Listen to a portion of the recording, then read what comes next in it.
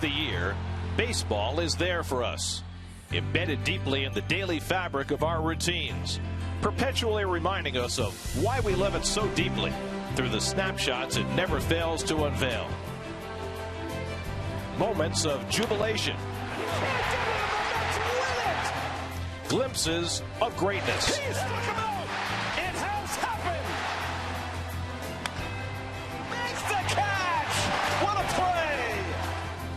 athleticism we marvel at. Yes, every day for half the calendar, baseball is there for us. And then it is not. It leaves us in the fall, leaves us to wait through the long and arduous months of winter, to wait through the barrenness of our darkest months, when the winds howl and the snow falls, when the game known for its daily presence hibernates. Today, the wait ends. The grass again is a brilliant green. The grandstand filled with fans. The dawning of a brand new season with hope and possibility is before us. How will the re-signed star fare? Can a fiery leader find a winning formula? How magical will it be for stars on the rise? Baseball has returned, and as always, just in time. Today, from Citi Field, it's opening day for the Mets and for all of us.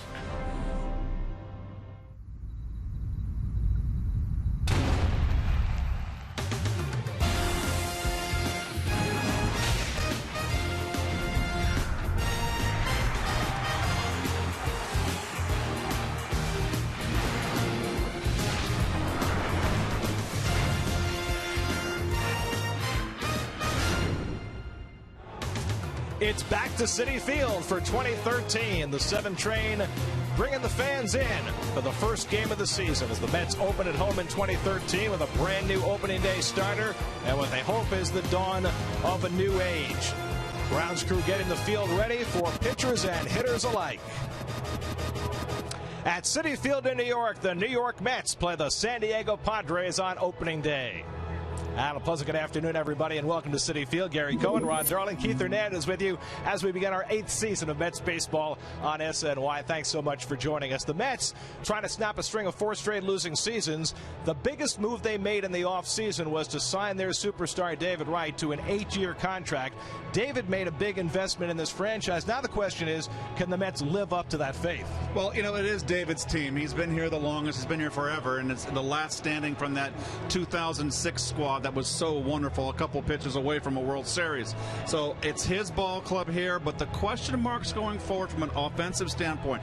Everybody focused on Lucas Duda this spring training, who actually finished very strongly. But I feel it's very incumbent on both Ike Davis and David Wright, the 3-4 hitters, to really step up and have big seasons to take the pressure off the people behind them in the lineup.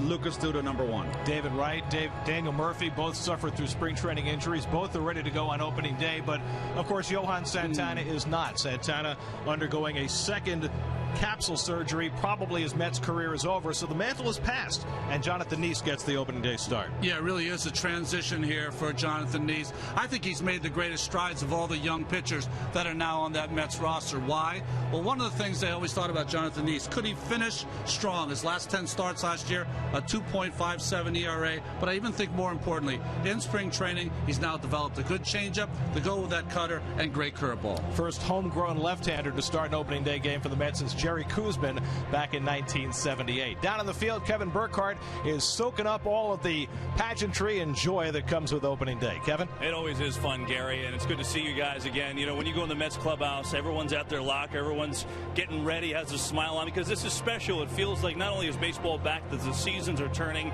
and there's different types of excitement. You talk to a guy like Josh Edgen, first time he's ever been at any opening day as a fan or as a player here today. He said, yeah, I didn't sleep much last night at all. Maybe, though, the best example is LaTroy Hawkins, a 40-year-old veteran reliever in this Mets pen. He said, I have terrific butterflies, the same ones I have today that I had at 95 when I made my debut. And quite honestly, if you don't have butterflies, it's time to get out of the game. Get on a major league roster. Get out there, get your name called. not everybody gets to experience that. You should enjoy it. And just to cap it off for him, his 11-year-old daughter slept in his LaTroy Hawkins jersey. Not the one he's wearing today, but a replica. Slept in that last night. He is full of joy, ready to go. And if the 40-year-old Hawkins can get into it and feel those butterflies, I think everyone else can too. Guys? There's nobody connected with the game who doesn't feel a sense of renewal. David Wright will take the field for the Mets as a captain for the first time on opening day at Citi Field as the Mets begin their 5th season in their new ballpark. Mets and Padres opening day. First pitch coming right up.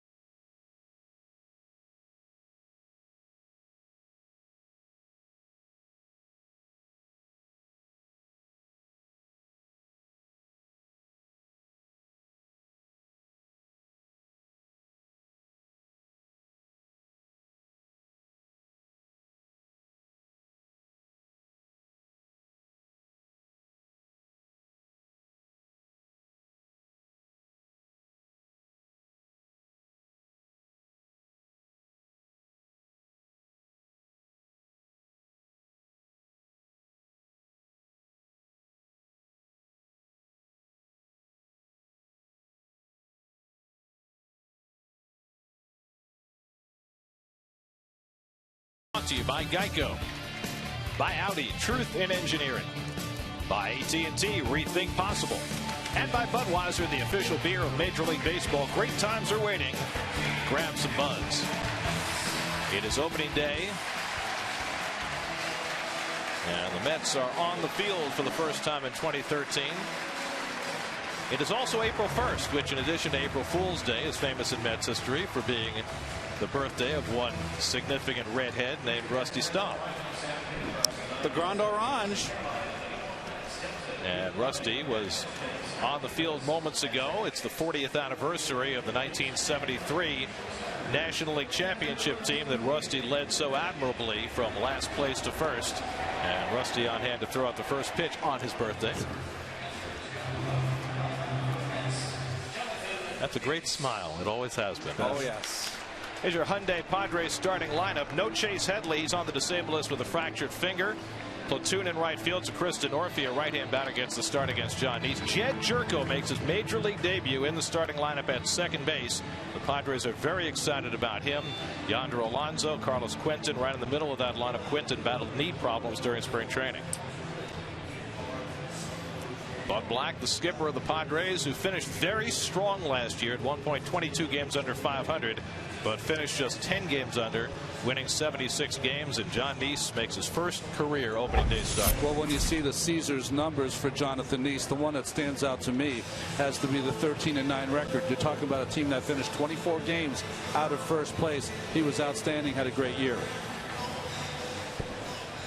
Take a look at the Lexus Metropolitan defense. You can see 101 errors last season, middle of the pack in the National League. But look in center field, Calgill won the job, I think, over Valdespin. Now, Calgill had a good spring, 5 home runs. He's in the starting lineup. Terry Collins said he's going with Calgill. And so it begins in 2013. Chris Denorfia will lead off for the Padres, who played the first ever game here at Citi Field in 2009. Jody Garrett led off that game for San Diego and led off with a home run. Denorfia, 293 last year, and Nice gets the season started with a fastball chopped over right side and a base hit for Denorfia to start matters this afternoon. So Denorfia chopping down on the first pitch he sees, has himself a bouncing base hit. Well, I always love those guys first at bat of the season. You got to have a little bit of butterflies, and you jump on the first pitch. You don't even want to get a little barometer of what the pitcher's got. A little chopper over right's head. Can't bat 1,000 unless you get a hit in your first at bat, right? Here's Everett Cabrera, the Nicaraguan shortstop who led the National League in stolen bases last year. He's only thrown out 4 times, too. It really was just awesome.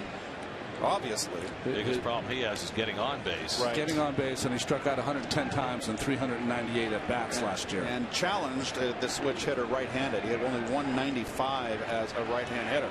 And looking to bunt. And the bunt will move Denorfia as Davis makes the play unassisted for the first out of the season. But Denorfia now down at second with 1 out.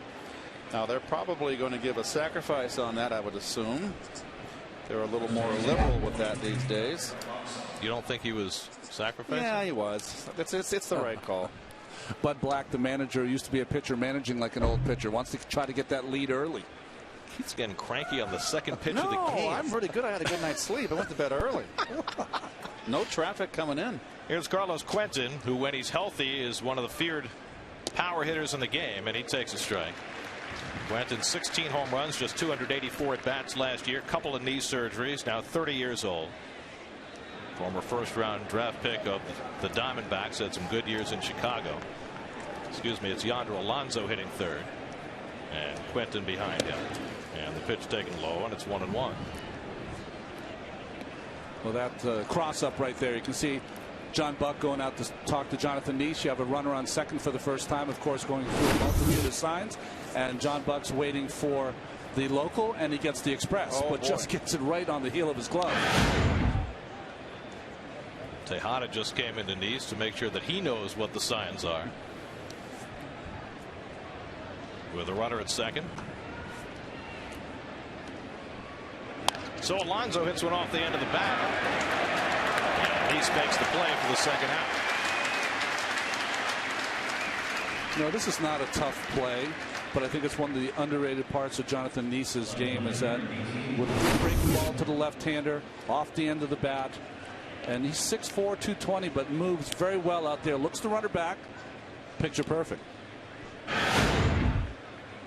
So 2 out. Denorfia stays a second. Now here's Quentin. Jump the gun. I had it flip-flop too in my last car. I thought it was the other way around. So here I am, game 1, making corrections on my scorecard. You and me both, my friend. First pitch curveball to Quentin. Ball 1. Well, there are the numbers last year on Nice, and this is what's so impressive about John, the way he has toughened as situations have gotten nastier. And his whip has gone down. What does that mean? He does not walk people anymore. Only a little over 2 walks per 9 innings last year. 2 straight curveballs to Quentin, and it's 1-1. He dropped his earned run average down a whole point. Remember 2011 when he was 11-11, he was a 440 earned run average. Last year 340. That's significant. And probably just as important is the way he finished the season last year.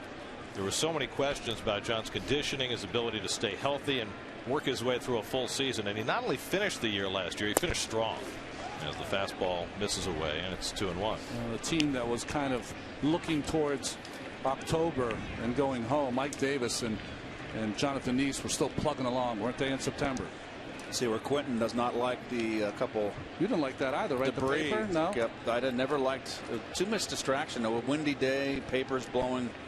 We're going to see more and more of that as the afternoon goes along. It's supposed to get gustier as the day continues. Wind blowing out. out of the West. And now with first base open, 3-1 on the known factor Quentin, with the unknown factor Jed Jerko, the rookie, getting ready for his first big league at bat, waiting on deck. Only thing not unknown was his minor league numbers last year. 30 home runs in the minors.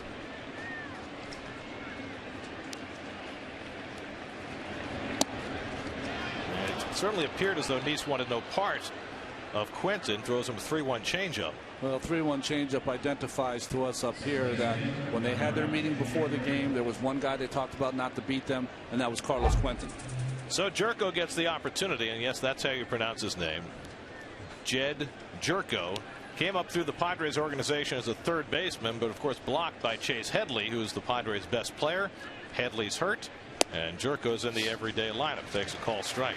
Well, Jerko had a season in AA, AAA last year where he hit 30 home runs and drove in 100 runs and hit over 300. West Virginia kid. Second round pick in 2010, and the curveball swung and missed. And quickly Nice ahead 0-2. Backdoor curve. As opposed to Quentin, who was very patient, not so much here for Jerko. First big league at bat, couple of men on base. How could he not be nervous? Ball and 2 strikes on Jerko. Only the second time in the last 6 years that Johan Santana has not been the Mets opening day starter. Like Pelfrey 2 years ago, and now Nice getting the assignment today. Slow ground ball. And Wright makes the play on target. And Nice works out a first inning trouble.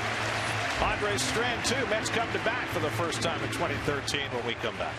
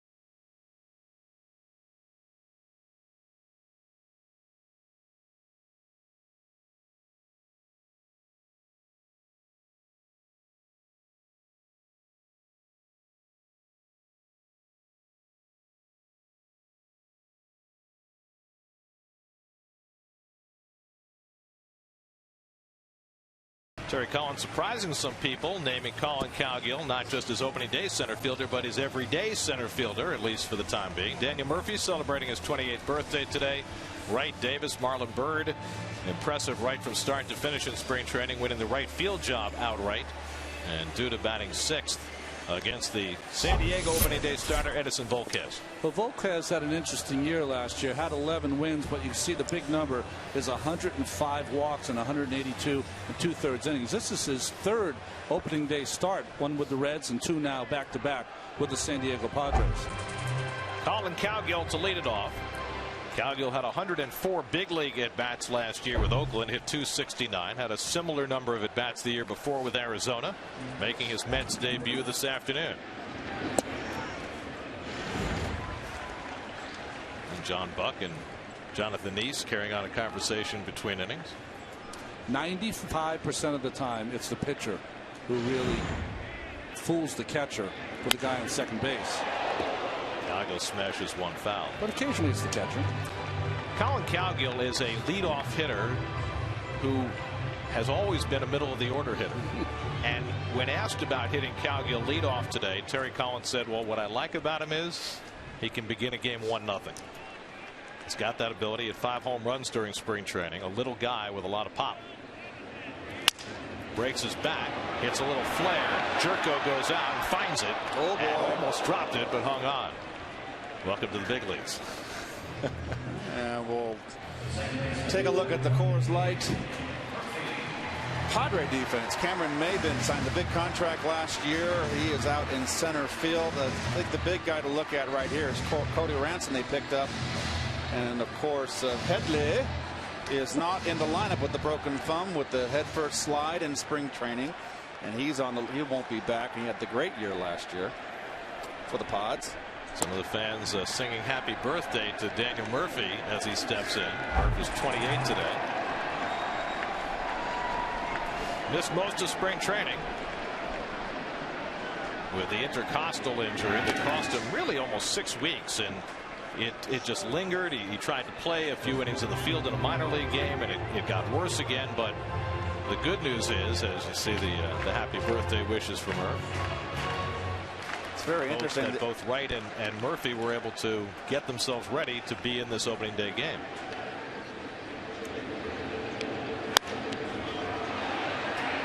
Foul ground. Ransom back near the tarp, but that goes out of play. I'm sorry. I'm sorry to interrupt. I'm just looking at all the orange shirts out there just to the right of center field, and they go up to thundersticks. Now, a left-hand hitter, it may not affect them as much because your shoulders to it, but a right-hand hitter, that could be a distraction. Probably more so with a lefty on the mound, wouldn't you think? Oh, man, I wouldn't like that at all. At least they're not wearing white shirts. Oh, like in the old Wrigley Field? 2-1 from Volquez, and it's taken inside. The Mets faced Volquez twice last year, and the second time they faced him in San Diego in August, he walked the ballpark. He couldn't get out of the second inning. So the Mets know him well enough to know you need to be patient with this right-hander. He had 105 walks last year and 182 2/3. Murphy pops one up. Cabrera with the angle. Quentin coming in, and it's Quentin for the second out.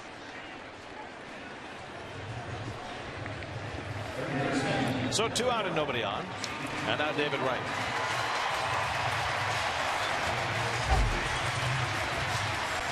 David got by far the biggest ovation during the pregame introductions. And we talked about it during the open. You know, it's not just about the fact that David signed a long-term deal and that the Mets gave him the big money that he knew he would have gotten in free agency had he waited it out. It's the fact that David made the investment in this franchise. Now, it's the only franchise he's ever known. He grew up as a Mets fan in Norfolk, and you can say that he did it because it gave him the greatest comfort. But I think that David would not have signed when he did had he not been comfortable with the future of the franchise. Well, I always equate it, and you see these all-time Mets ranks. Lots of ones up there. Keith, what you went through in the winter of '83, where you decided that you saw the Mets have some talent coming up. Booted by Ransom, and Wright is aboard. Slowly hit ball. Ransom was going to have to hurry. Nice up pop, too. One-hand all-star. There you go. And he fielded it on the side. It's good to come in and run like that and get it on the run, but field it in front. Look at it on the side. Ball takes a hop up the heel of his glove. If he uses 2 hands, he makes the play. Ransom, who started an opening day game for the Yankees, substituting for Alex Rodriguez a few years ago when A-Rod had that first hip surgery. Now starting an opening day game for Chase Headley in third, and he makes the error. And that was the first time that A-Rod went through that problem with the hip. Interesting, he kind of circled that ball like a shortstop would circle the ball, not a third baseman. So here's Ike Davis, who had the big second half last year, 20 home runs after the All-Star break. Only 4 players in Major League Baseball had more of the second half of the year. One thing about Volquez, he does not give up a lot of home runs. Now, part of that is pitching in a pitcher's ballpark in San Diego. Got the shift on Ike. Pretty much Well, look at the left fielder. We saw it in spring training. Yeah. It's way over to left field. Quentin. And the charts on Ike say ball on the ground. It's going to be hit to the right side. Ball in the air. More likely to left center. No, you wouldn't even play a right-handed pull hitter. It's that close to the line. It's not so extreme as we saw in spring. Maben in center is slightly shaded to the opposite field. Denorfia in right field is straight up, but the infield is definitely for pull, as you can see. I don't need to spell it out for you out there. I think that's what you do. How would you spell it exactly? S-H-I-F-T. Marlon Byrd would be next. So 32 home runs, 90 RBIs for Ike last year after a dreadful first 2 months of the season. After missing the majority of 2011 and then going through the Valley Fever scare during spring training last year. But he had a great spring this year. Full on the changeup by Volquez, and it's 1-2. good change right there. Good sink. A little flat, but it had good movement running away from Mike. And you see the comparison first half and second half numbers. He drove in a lot of runs in the first half, a lot of home runs with men on base, a lot of sacrifice flies, but nonetheless, stark difference between what he was able to accomplish and how he looked in the second half. And remember, he spread out his stance starting in Arizona last year when they were playing the Diamondbacks. And you can see right there, that was an extreme change in his approach there, his stance. And it worked. 1-2 from Volquez. Wright runs and no throw as it's dropped by Hundley. And so David Wright has the Mets' first stolen base of the year. David swiped 15 last year, but he got caught 10 times. Not a good percentage. Well, this is the pitch that Ike last year, if you recall, Gary, before he spread out in his stance, that was a pitch he'd go fishing for. So he has much better balance, and he showed it in spring training. He really swung the bat good all spring from the get-go. So now runner in scoring position for Davis with a 2-2 count and 2 out. Got the shortstop Cabrera right behind Wright at second base, so he can't get too far away.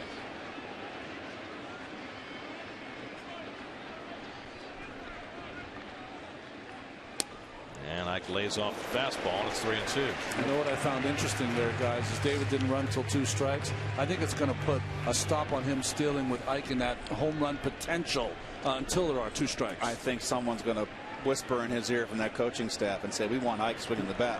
See how aggressive Volquez is here with Davis. Remember, top of the first inning, he's pitching around Quentin to get to Jerko. Got Marlon Byrd, a right-hand hitter, on deck. And he gets a 3-2 breaking ball, and Davis goes down swinging, and Volquez has his first strikeout. An error and 1 left. John Neese back to the mound for the second. No score on opening day.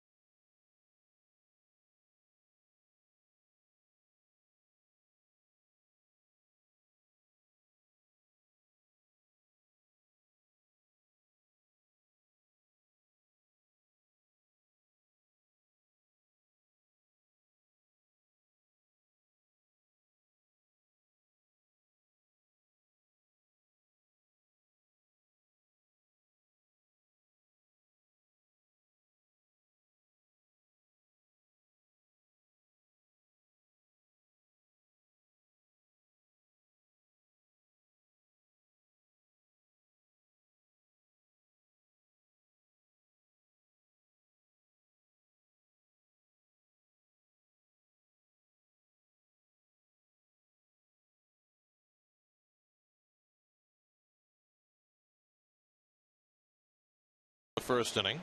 He takes on Nick Hundley to lead off the second. And the catcher fouls off the first pitch he sees. Hundley, after a disastrous year last year that included a trip to the minor leagues, had a very good spring training last year to reclaim the #1 job. They have John Baker as their backup, the former Marlin left-hand batter. Well, there'll be a little platoon there, I believe, in the catching spot. Hundley just hit last year 098 against left-handers.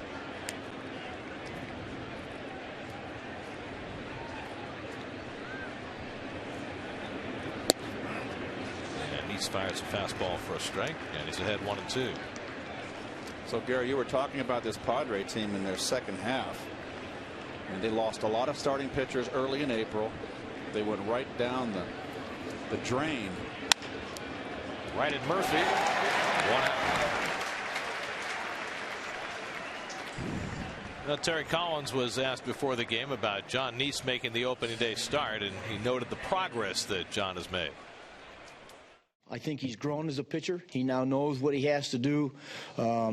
He's got great belief in his stuff.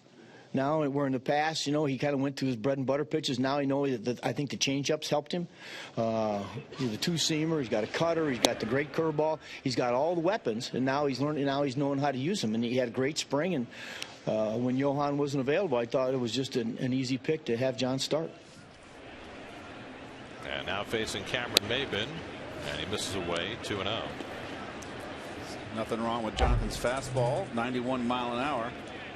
That's plenty. Not a whole lot of time to be thinking up there as a hitter when it's over 90 miles an hour. One hopper for right.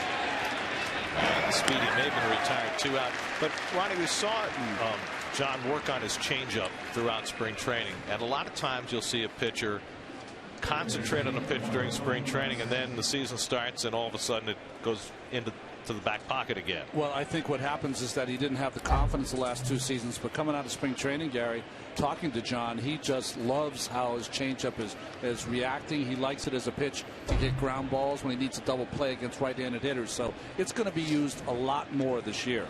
The pitch that I liked the most that he developed was that little hard sinker he threw to left-hand hitters inside. He started throwing last year.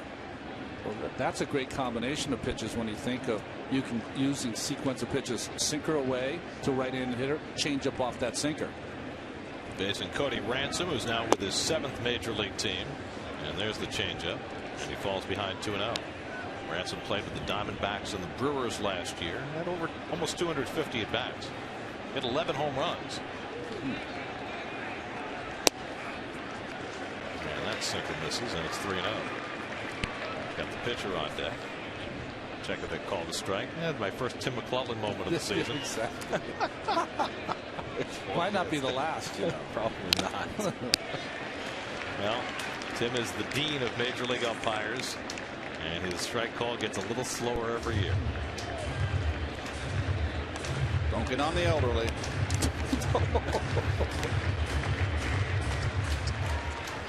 You feel like you've been lumped in? So Neese has worked it back to 2-2 on Ransom. And the curveball just missed. That's in there for a call strike 3. Thanks very much, Tim. First strikeout for Neese as Ransom goes down looking. 1, 2, 3. You're out.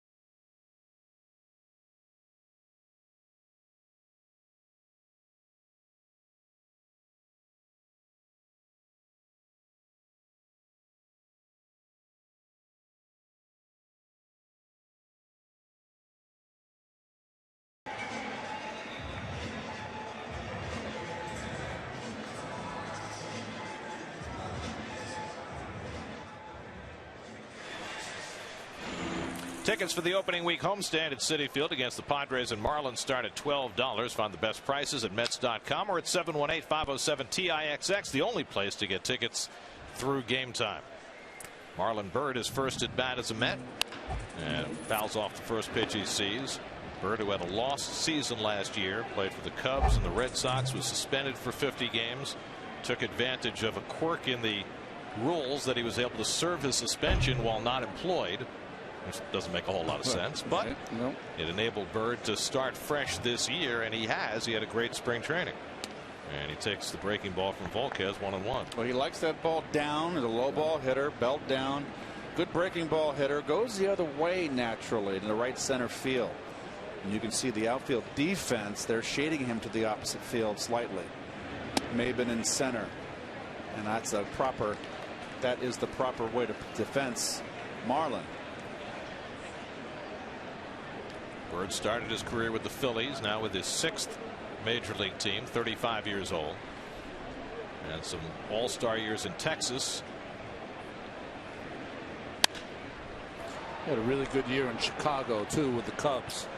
Probably most significantly, though, after the bad year and after the suspension, as Lucas Duda waits on deck, Byrd went down to Mexico and played a full winter season. I mean, very few major league players at this point who are veterans will go down and play from November all the way through January, but he did. Hit 16 home runs down in Mexico, was part of a team that went to the Caribbean World Series, and it really prepared him to come to spring training and win a job, which is exactly what he did. Correct me if I'm wrong, they won the Caribbean World Series, I believe, his team.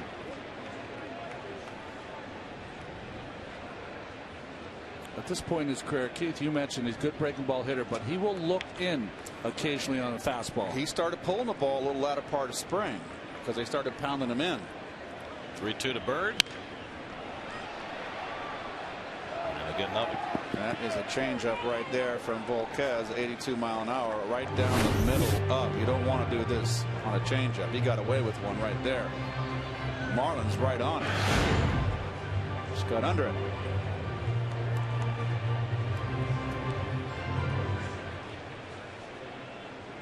That's a very thick chain around that man's neck. Right. And Byrd fouls off another one. In our generation of players, guys have thick chains with their number on it. Always found that very funny. I mean, you don't remember your number? I mean, no, right? But when you're away from the field and you're not wearing your uniform, maybe just like to remind people. Yeah, that's a good move. I don't think that pitchers were not allowed to wear the stuff, the necklaces, and not too long ago. Good breaking ball. Bounce down to Ransom at third. He handles this one cleanly and throws out Byrd for the first out. No, it's okay to wear a bicycle chain around your neck. You just can't wear a thin little bracelet around your wrist. Like R.A. Dickey had last season, right? By the way, speaking of R.A. in Toronto, did you see the Blue Jays sent Josh Tolley down? Yeah. They're going to have Henry Blanco as their backup catcher, and I guess he's going to catch R.A. Well, what had happened is I think R.A.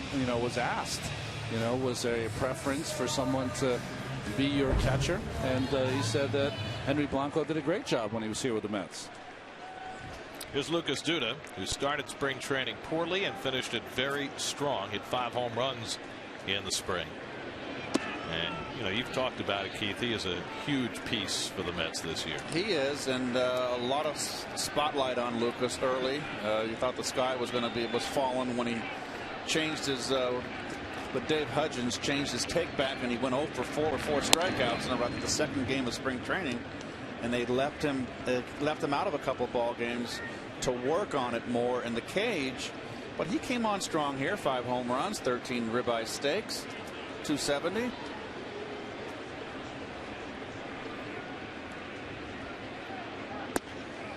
Curveball from Volquez for a strike, 1-2. And I think that's what we're going to see. We saw it all spring. Lots of breaking stuff, lots of off-speed stuff to Lucas. 2 strikes, pop him inside with the fastball.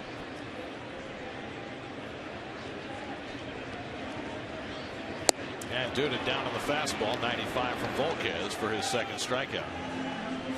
So 2 out of the inning. Today's Cold Hard Fact is brought to you by Frost Brewed Coors Light. Mets have the best winning percentage in Major League Baseball on opening day, 33-18, and that's after losing their first 8. So they're actually 33-10 since 1970 on opening day. How do you explain that? Wow. Mets won a World Series before they ever won an opening day game.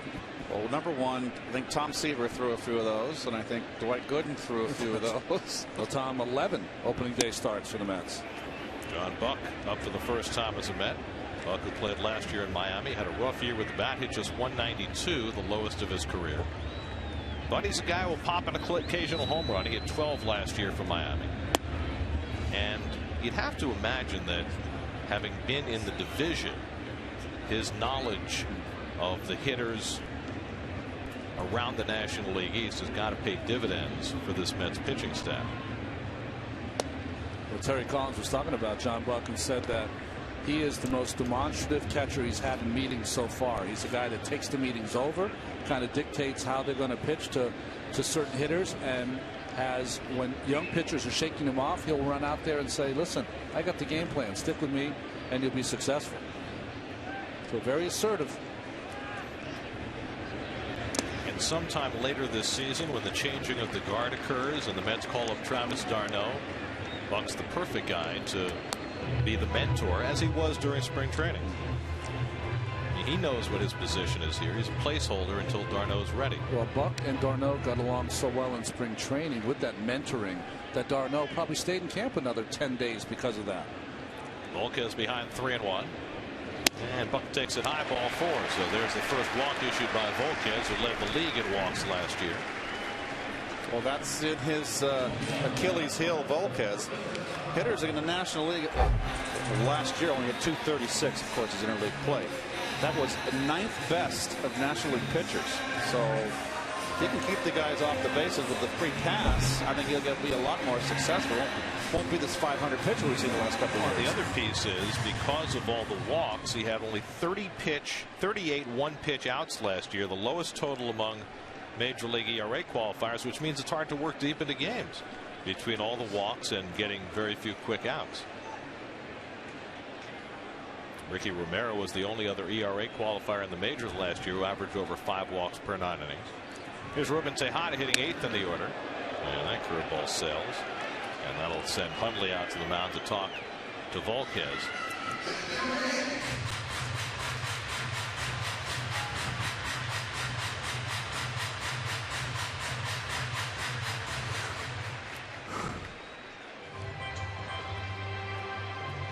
The rotation for the Padres. Clayton Richard and Eric Stoltz, 2 lefties, go in the last 2 games of this series. Then the New York native Jason Marquis and the former Oakland Athletic Tyson Ross rounding out that rotation.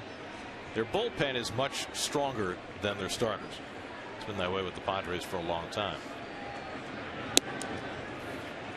2-0 to Tejada, whose bat was certainly a concern during spring training. Hit a home run in his first spring training at bat against Steven Strasburg, and then didn't do much else for the rest of the spring. And Terry Collins said he had had a couple of conversations with Ruben over the last couple of weeks, and Ruben assured him, just working on some stuff. I'll be ready when the bell rings. So now we'll see. And he rifles one down the left field line, true to his word. Buck is very slow. He's digging for third as Quentin gets out of the corner. Toffel will wave Buck home. Here's the relay by Cabrera to the plate. Not in time. Down to third goes Tejada. 1-0 New York.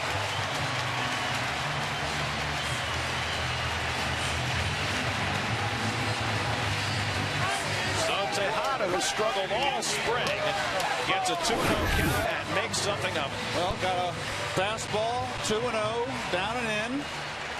Padres do everything right here as far as the relay is concerned. It's not a good, strong throw by Cabrera, the shortstop. Accurate throw, I should say. Tim Tuffle, very aggressive, something the Mets were working on in spring training. Being more aggressive on the bases. And if you're ever going to be aggressive, that's when you have to do it. 2 out and the pitcher on deck. If you get a good throw to home plate on line, you've got Buck. It's a close play. Situational sending of a runner, right? Well, 2-out walk hurts Volquez. As Tejada drives in the Mets' first run of the season. He drove in 25 last year. Now Nice, who had his best offensive season last year, and he pokes one over the glove of Ransom, and in comes Tejada. It's 2-0 New York. John Nice with the RBI single. So the 7, 8, and 9 hitters getting it done for the Mets. Well, this all gets started with a 2-out walk. Ball's out of the strike zone, but John stays level on that bell-tie pitch. I don't know why the third baseman Ransom was playing in so much like a bunt with 2 outs. I mean, Tejada's freezing with 2 outs. Ransom's playing in. Maybe the jitters of opening day, but Ransom needs to play back on the pitcher. He's not going to bunt there. No. Nice drove in 2 runs last year. He's got his first of this year. See the Mets record last year when scoring first, but it's opening day. Throw all the records out the window. That first day is usually a Mets day. Well, the longtime San Diego pitching coach Darren Balsley just paid his first visit to Edison Volquez, and now Colin Cowgill will get his second at bat. 2 runs are in for the Mets here in the second. Mets have been patient against Volquez, working positive counts. Buck with a walk. Tejada on 2-0 gets the double. Nice after a 1-0 gets the base hit to drive in Tejada. And now Cowgill, who takes the breaking ball out of the strike zone, and again Volquez unable to get ahead. Cowgill broke his bat and popped up first time. Volquez is the kind of guy that you can get ahead and get into a hitter's count or first pitch fastball him as a hitter. Doesn't have the command. And now behind 2-0. Has that ever happened, Ronnie, where a guy can't get his breaking ball over and all of a sudden it affects his fastball command? I think that's part of it, because the Volquez's problem his entire career has been 2. One, trying to replicate his motion to the plate over and over, and the other is he fights himself and the umpire over the course of a ball game. And there's a strike to Cowgill, 2-1.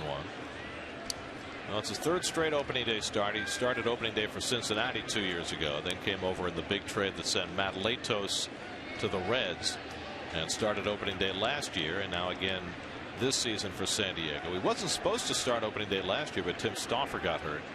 Stauffer is healthy now, but in the minor leagues for San Diego. And Cowgill pounds one into the ground, 2-2. Colin Cowgill, 26 years old, from the University of Kentucky.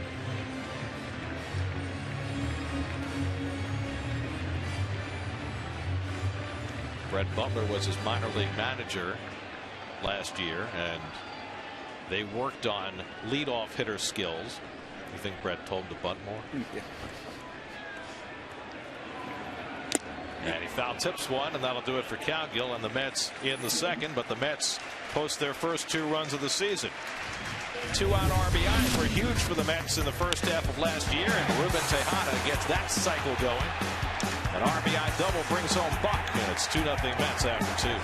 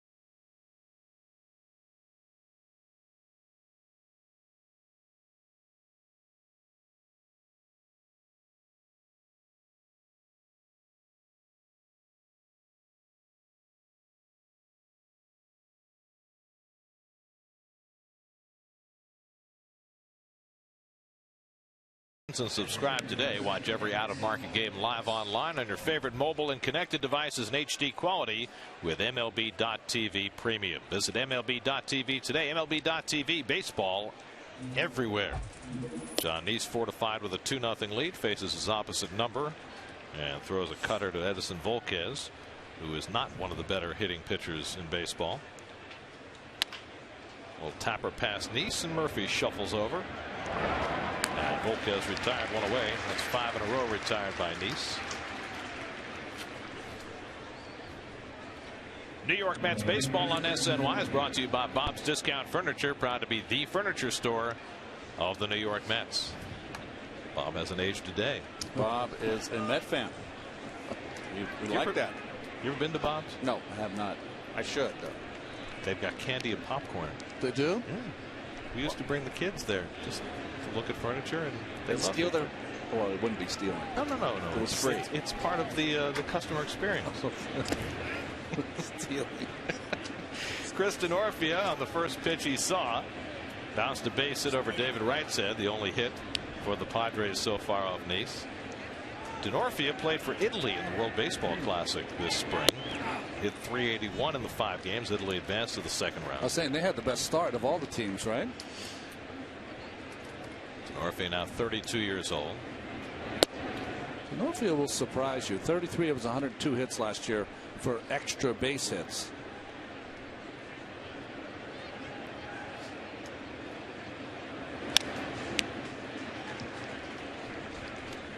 Denorfia will probably platoon most of the time in right field with Will Venable.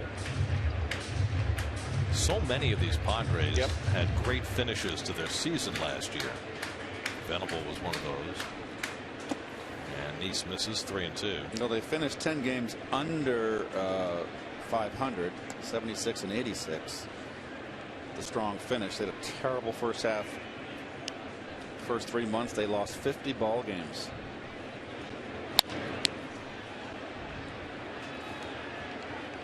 John looks a little sneaky today, doesn't he, Ronnie? He does. You know, it's almost like he's cruising at 88, 89. When he needs a little extra, he gets it to 91. Man's played a big part in John's development. Dan Worthen, his 4th full season with the Mets. 3-2, and he walked him. Second walk given up by Neese, who walked only 49 batters in 190 innings last year. Really lowered his walk total. There's the standings from last year in the NL West. Padres finished strong after the awful beginning, but the Giants winning their 2nd World Series in the last 3 years.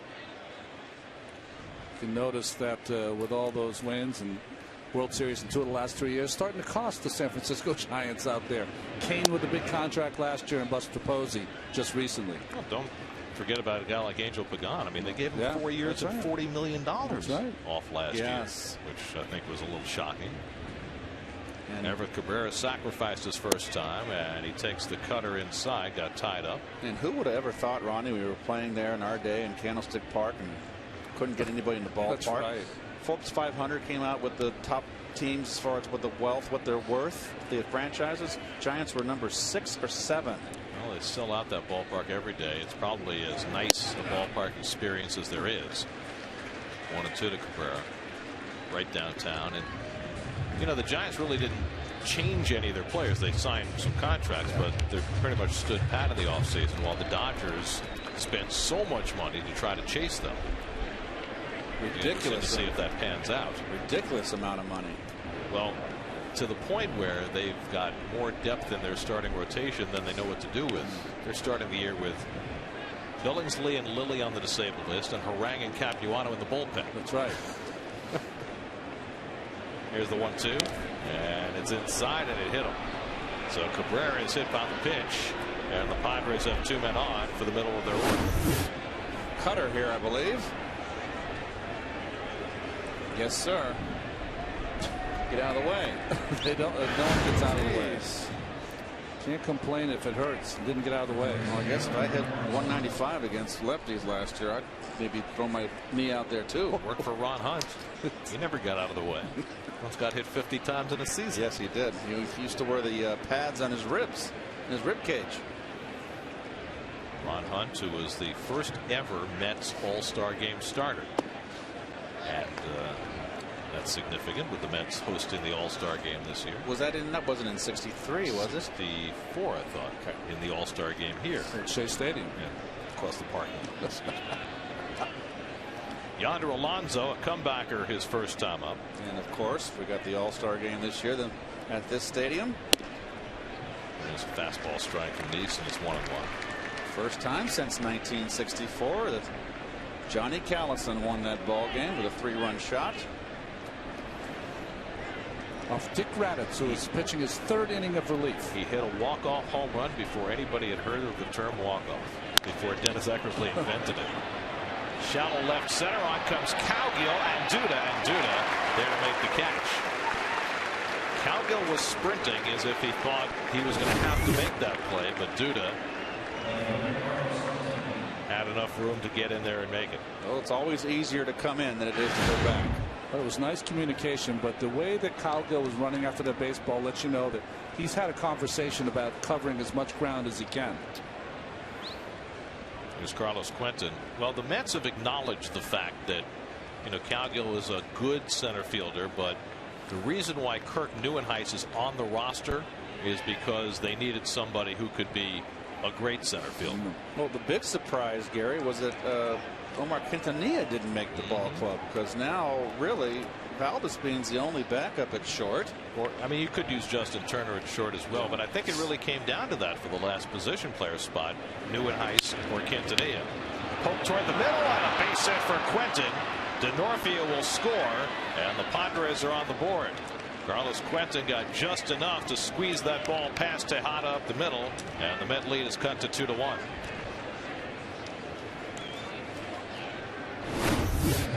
Jammed him too here, and Ruben playing straight up, and infields are so fast today.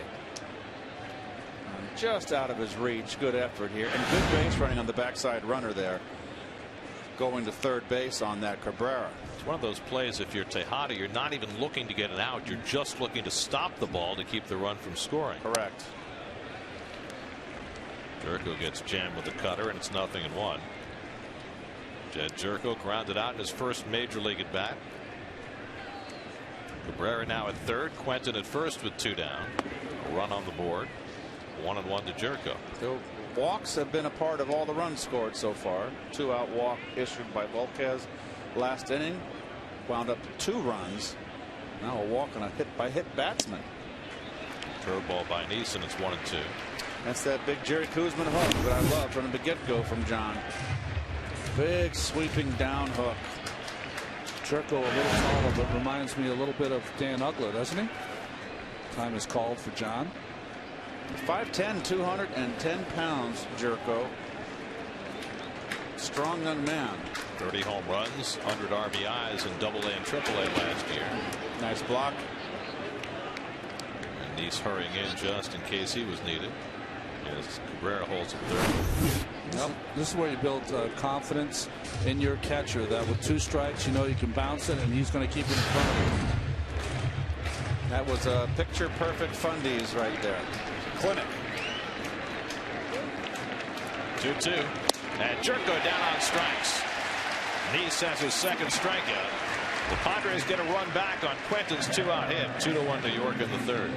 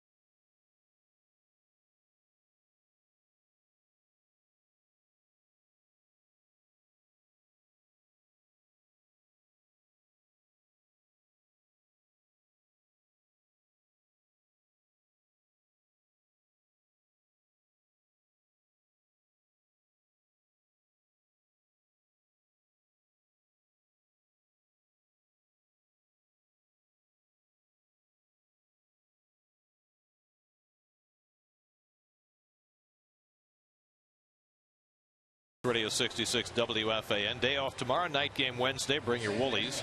Day game Thursday. And then the Marlins are in over the weekend.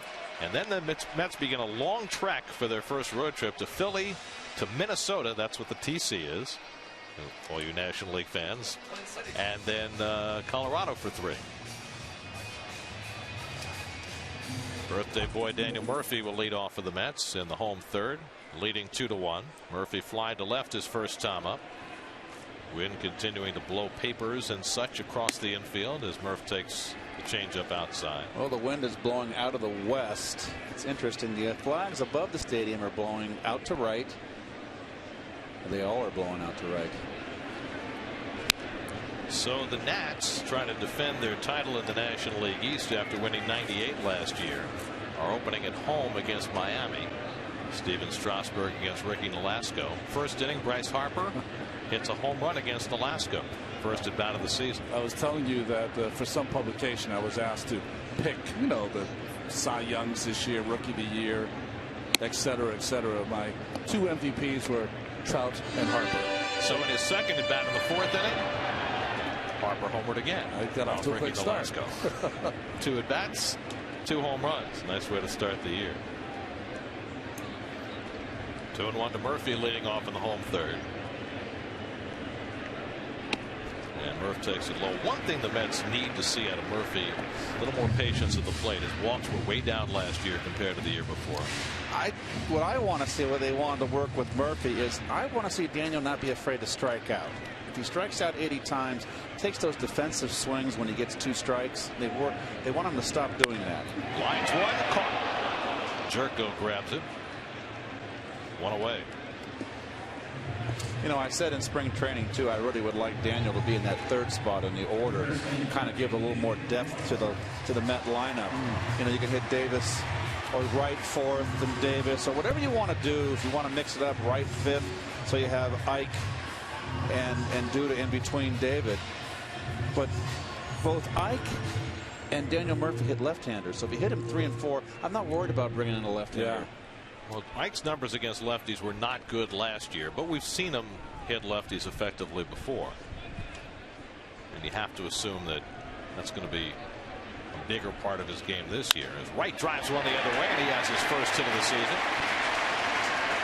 So a lot of that in the first half last year from David, hitting the ball hard the other way. Well, this is what David does well. This is a fastball that meant to be away, and he just kind of muscles it into right field. Sometimes a batter will go that way, and sometimes you're just a little late, right? And I think that's what might have happened there to David on that fastball from Volquez. So the Mets have their 3rd hit. 1 out and 1 on for Davis, who struck out his first time up. See the defense not so extreme with the pull here. I kind of agree with this. I mean, just give Ike the 3rd base line. I've always had the feeling anything down the line is going to be a double anyway. So can't do it at first base as a left-hand hitter, but there was the shift the first time up. You can see how a little more extreme. You also have the double play in order Correct. this time.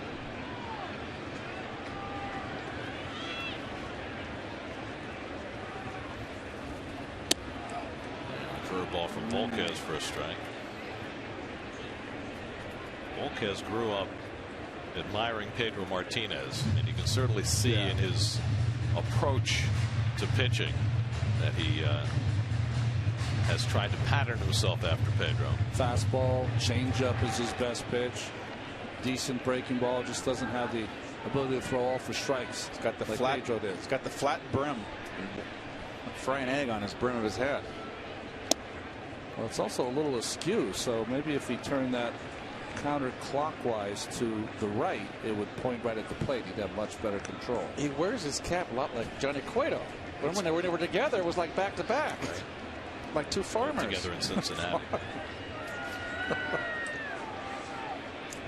That's an interesting point you make, Ronnie. I wonder if he pitched in Arizona or Detroit, where they have the dirt path to home That's plate, right. whether that would help. It should straighten it out a bit. Maybe breadcrumbs.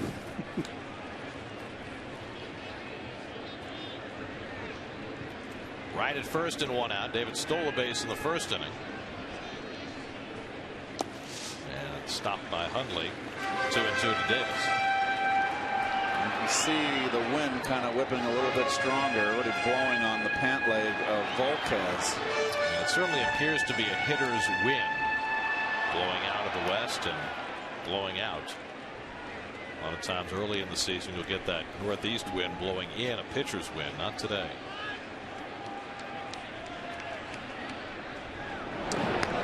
Remember the first at bat he struck out Ike on a 3-2 hook, and a good one.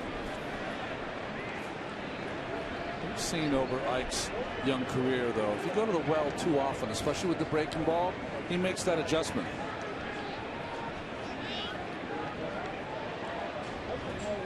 Well, Ike made the incredible statement last year that he said he couldn't get a curveball unless he looked for it, remember? Yeah, that's right. So you get him once looking for a curve and he's looking for it, he might put a hurt on you. I just found that remark really hard to believe. He's probably not the only hitter these days of whom that's true, but he might be the only one who said it out loud. Maybe he's sending out disinformation. Oh. David ran with 2 strikes last time, so Volquez throwing to first a couple of times with 2 strikes here, and he's running again. And no throw by Hundley. 2 stolen bases for David Rank. Well, David feeling a little frisky today on opening day, huh? And a good pitch to steal on. Both times it's been a breaking ball in the dirt. Well, the most important part if you're a hitter is you got to know how the pitcher is facing you. David knows what they're trying to do against Ike also and pick the correct pitch. So David on a pace for 324 stolen bases this year. Oh, this is the same situation last time. Open base, 3-2 hook. Let's see what Volquez does. 1 out in the inning. And a tapper to the right side. Jerko on the backhand makes the toss low, but handled by Alonso, and over to third goes right with 2 out. Challenged him with the heater. Away. He plays the long hop Jerko. That's pretty smart play right there because you know your runner at the plate, your hitter. Ike doesn't run that well. It allows you to take the long hop. And he hasn't played that much second base. That was a very odd angle to that ball, I thought, but in the end turned out to be the right one. So 2 out right at third, and here's Marlon Byrd, who grounded out to third base his first time up, and they really play him to pull on the infield.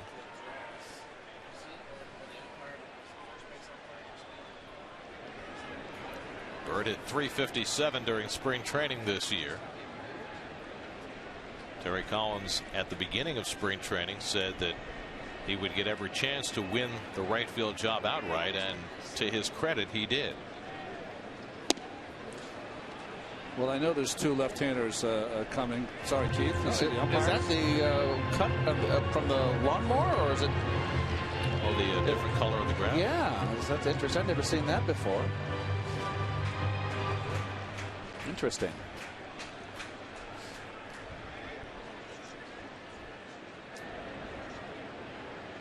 I don't know if that's where they had the patch. They had the lacrosse tournament here back in March.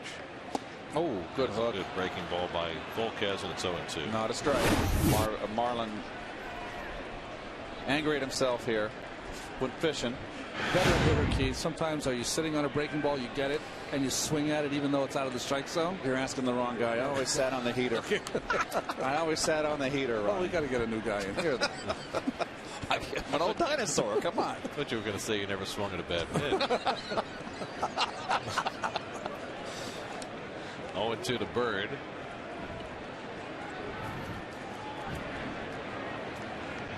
And Volquez goes back to the breaking ball, and Byrd lofts one, and that'll fall for a base hit. Right is in to score, and it's 3-1 New York. On 0-2, Byrd gets another breaking ball and knows what to do with it. His first RBI as a Met. It's 3-1. Well, I'm sure Volquez wanted to throw another one like he did the pitch before out of the strike zone, but you know what? He hung it right down Broadway. Byrd didn't hit hard, but he hit it in the right spot. So the Mets with another 2-out run. All 3 of their runs have come with 2 out. And remember last year in the first half how we tallied up those 2-out runs day by day and thought, this isn't sustainable. You can't do this all year. Well, they did it for half a year. Here's Duda. And Lucas takes the fastball inside. David Wright with 2 stolen bases. This one leads to a run. David had only 1 multiple stolen base game all of last year. Well, I, for one, do not want to see David go crazy earlier in the year. You need to be strong in July, September, August, September, the second half of the season. You see that graphic? Tied for first in the majors in 2-out runs the first half of the year, 27th in the majors the second half of the year. Well, it was a tale of 2 cities. Well, they batted what, 260 with runners in scoring position in the first half, 216 in the second. So Duda struck out his first time. Is having trouble now behind 3-0 with Buck on deck. He's got a very good approach in this game with Volquez, a guy they saw twice last year. I'd love to see Lucas send a message across the National League. 3-0 swinging.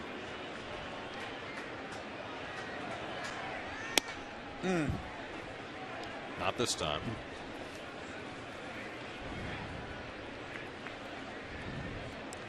But what you don't want to see is him taking that pitch on 3-1, which is, we saw a lot of from a lot of people last year. 2-0, 3-1, taking the fastball down the middle. And that's outside. Second walk given up by Volquez, and the Mets have 2 on. So his pitch count beginning to elevate. 64 pitches, 98 out of the 3rd inning. Last year, Volquez averaged less than 6 innings per start. And again, when you're walking the ballpark, not getting quick outs, it's hard to go deep in the game. Except for the elite pitchers, you will see a ton of 5-inning starts for most pitchers here in the first couple of weeks. It also puts your defense on their heels. You got someone out there. This extends the ball game, lengthens it, I should say. Here's John Buck, who walked and scored in the 2nd inning. Scored from first base on a double by Tejada. The Mets were aggressive, sending him home. Tim Tuffle with the call. Taken outside, ball 1. By the way, speaking of starting pitching, did you see Bud Norris last night? He looked terrific. He really did. You know, he's one of those guys that, you know, he can strike out 10 or 11 in a start. That's Anthony Bass, first man up in the San Diego bullpen.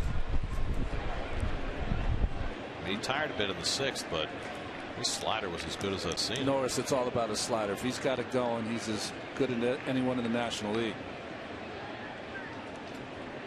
Well, we all expect the Astros to struggle mightily in the American League West, but that was a nice way for them to start their season at home against their in-state rivals. First game for Bo Porter as manager, and everything went right for them. Looked sold out to me. Oh, a few Rangers fans. Yeah, well, either way. Did you hear the cheer they gave Lance Berkman?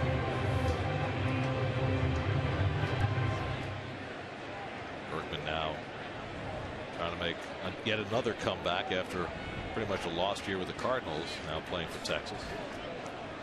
Volquez again behind 2-0, and Buck takes inside ball 3. Check it, it's a strike. 2-1. You know, when you look at it down the road, Gary, the numbers of Berkman, I mean, he's in definitely your top 10, maybe even lower than that, of switch hitters in the history of the game. On base percentage, well over 400. He's got a real Hall of Fame chance.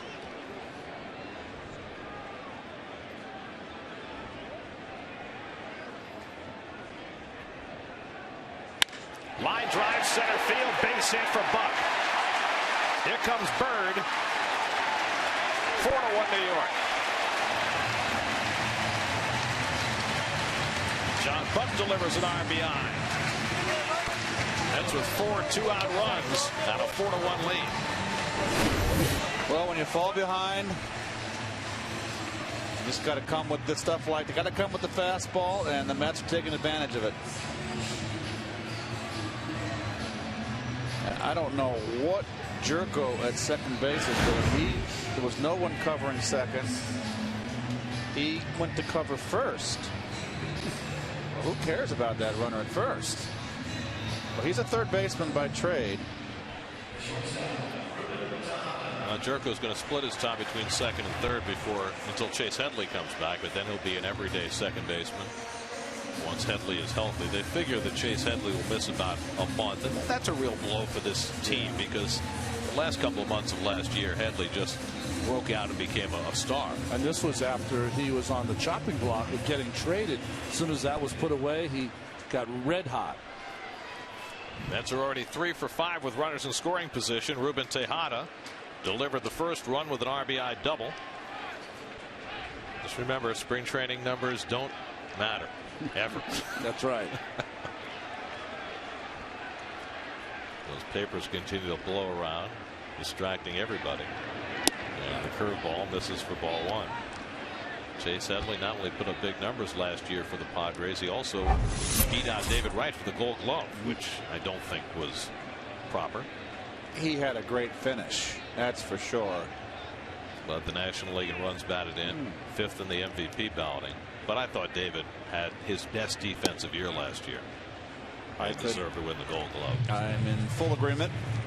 So it's interesting, right? We've watched David play a whole year where he got the Gold Glove. We thought maybe that wasn't the year that he should have got it, and the year he deserved it, he doesn't. You're saying it all evens out in the end? No, never does. It's interesting. Tejada 2 seasons ago showed up late for spring training. Terry Collins was not happy. He had a great spring. This year he showed up early and struggled after that first at bat against Strasburg. But he's hitting 1,000 during the season. Right. Behind this time 0-2. And Volquez misses high. Those are just not good 0-2 pitches, Ronnie, you know? There's no purpose on him. He's just honestly trying to overthrow it. I bet you Volquez is one of those guys when he throws on the side in between starts, you go, how does this guy ever give up a hit? But he's always behind. You know, he's ahead here. And he's a guy that it's really hard. You watch his breaking pitches. There's a big margin between his real good one and his real bad one. Last year pitched really well the first 4 months of the season. Kind of fell off the table the last 2 months, starting with that start against the Mets in early August when he got knocked out in the second inning. And that breaking ball, Tejada takes it for a call, 3rd strike. 4 strikeouts for Volquez, but a couple of the new Mets tacking on runs. Marlon Byrd with the RBI hit, and John Button follows suit after 3, 4-1 New York.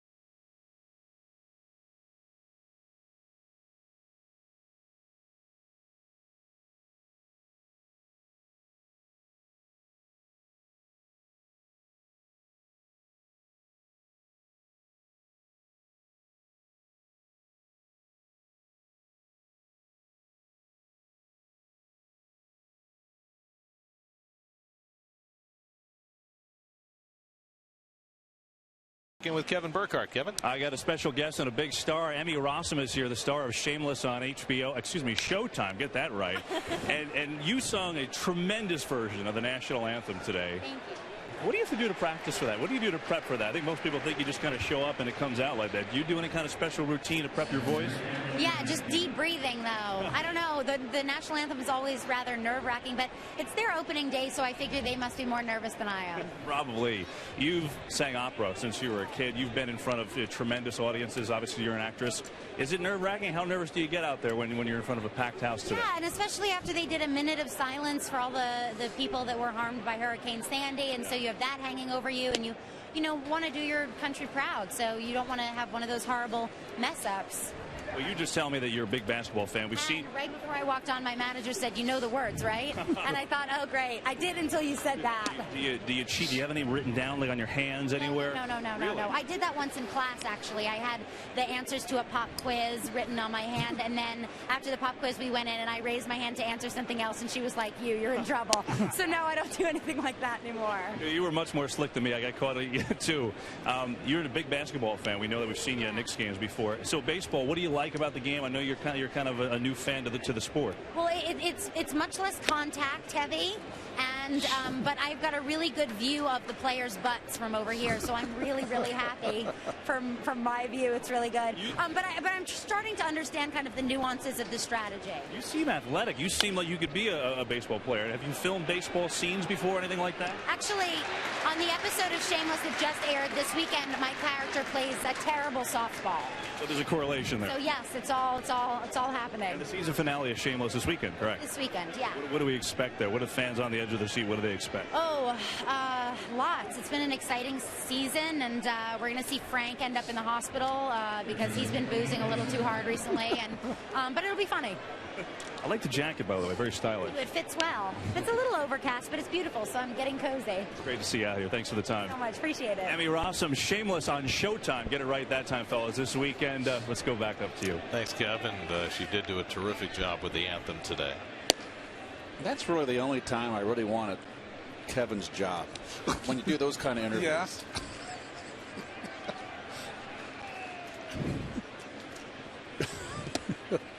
John Neese has retired the first two here in the fourth inning. Now taking on Cody Ransom with 2 out and nobody on. Ransom took a call, third strike, his first time up. And when Neese gets in a rhythm and has a lead, he starts to work very quickly. That's right. As an offensive unit, you always want to give your pitchers a little bit of a bulge. It always makes them loosen up a little bit better.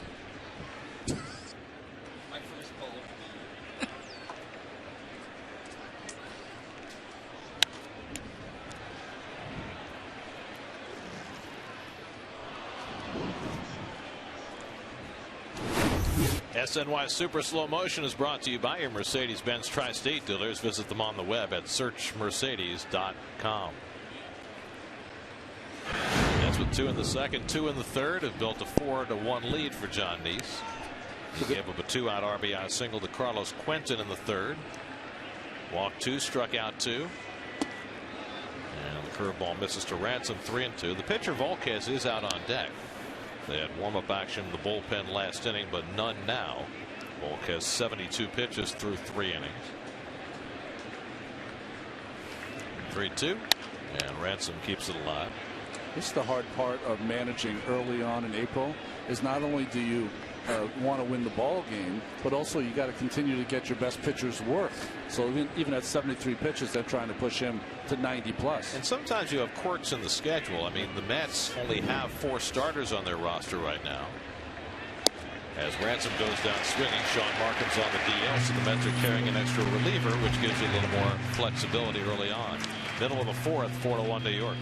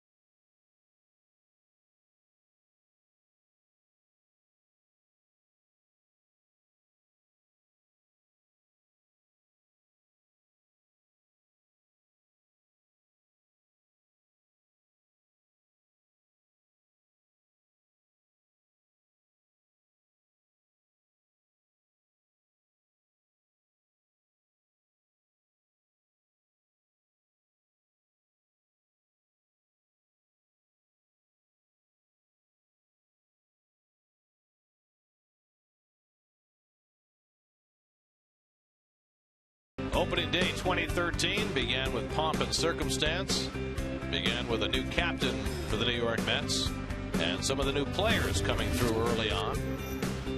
Mets built a 4-1 lead as we go to the bottom of the fourth, and John Neese, who drove in one of those 4 runs, leads off against Edinson Volquez. Neese poked a single just over the glove of the third baseman Cody Ransom to drive in a run his first time up.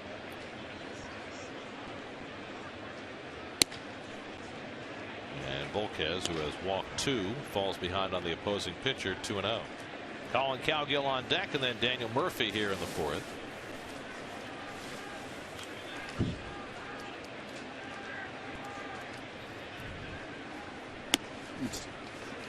And now 3-0.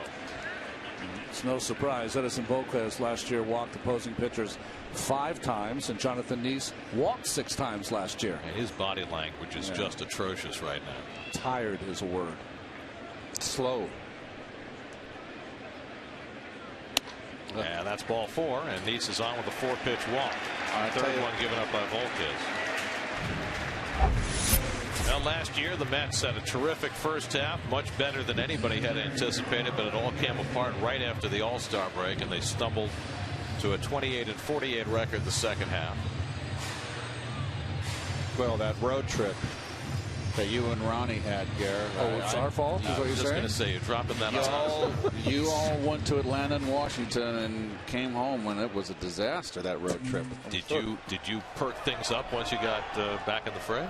I was just observing. I thought you guys handled it wonderfully. So Anthony Bass back up in the San Diego bullpen. Here's Colin Cowgill, 0 for 2 in his Mets debut. A pop-up and a strikeout. With Neese at first, Volquez throws a first pitch curveball for a strike.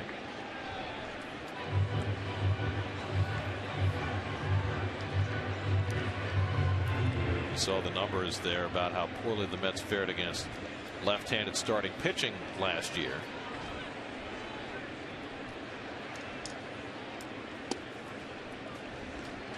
And you wonder whether that's just a quirky thing or whether the struggles, particularly of Ike Davis the first half of the year, had some role to play in that. Well, I think you had Valdez being was red hot left-hand hitter. Duda struggled mightily. Ike did not hit well against lefties. For them to do better this year, I think they kind of got a little more of a balanced lineup now with Marlon Byrd, Cowgill. Cowgill drives one to left center field. That's in for a base hit. Over to cut it off Quentin. Going first to third Neese. Cowgill digging for second, and he's in sliding with a double. Cowgill never hesitated as Quentin, running on a bad knee, went over in the gap to get it. Well, coming with a fastball upstairs, right down Broadway, and that's going to be it for Volquez. Nice hitting, nice hustle. And Neese automatic right there. Come on, John. There you go. But Cowgill Quentin to stop out in left field on that bad knee. And Cowgill has his first hit as a Met. So the Mets have second and third. Bud Black's going to make a double switch as Volquez's day is done. Call to the bullpen brought to you by Verizon. Volquez out, Anthony Bass in. 4-1 New York in the fourth.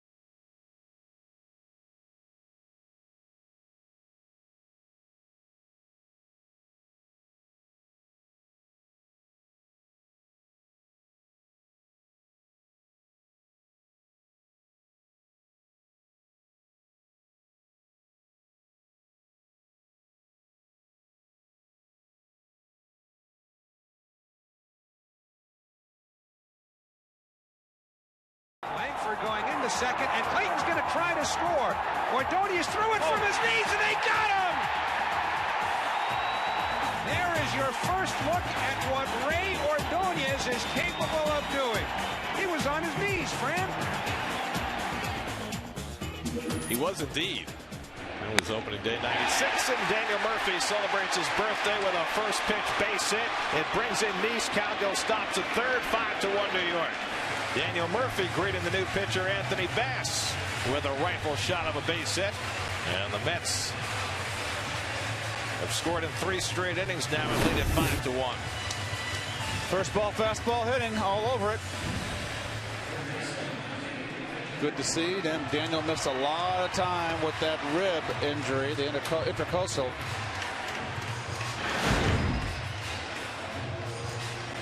Alexei Amarista is the new second baseman. He bats 9th for the Padres. Jed Jerka moves from 2nd to 3rd. And so the new pitcher hits in the number 8 spot in the batting order, Anthony Bass, who made 15 starts for the Padres last year. And the shuttle back and forth between the bullpen and starting. 2-8 record last season. Here's David Wright, and it gets far enough away from Murphy to go to second base. Cowgill holding at third. Good base running by Murphy on the short wild pitch. Not a good opening day performance from the Pods. And we'll check out Cowgill right there. Nowhere to go. One of the themes we've seen early here. Mets aggressive base running. Well, that was one of the themes for Terry Collins this spring as you look at the numbers on Anthony Bass last year. He's already allowed an inherited runner to score, which he didn't do at all last year. The umpire's pointing to something down in the left field corner that needs attending to. I don't know if a ball got loose. Oh, the pads fell. Oh. That's not the ball boy's responsibility. Get security on it. What is that? What do they do? Velcro that in? Yep. You can see the top has a little Velcro. There you go. You got it. That's some strong work right there.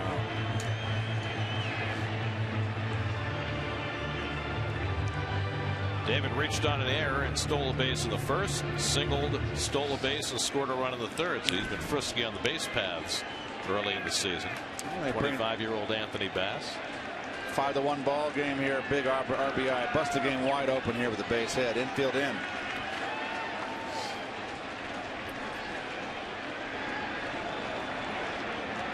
And David, it's a slow ground ball. Cowgill coming on contact. The throw by Jerko goes to first. Good base running by Cowgill to get the run in. RBI for David Wright, his first of the year, makes it 6-1 New York. I was a bit surprised that Jerko didn't come home with this ball. I know it's to his left. The infield's in. Not a very good look on the face of Volquez. Good jump. Let's see. You've got to come home. You got him.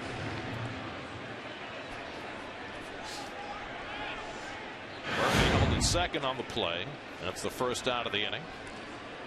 So the Mets have put up 2 runs in each of the last 3 innings, and now Ike Davis is 0 for 2, struck out and grounded out.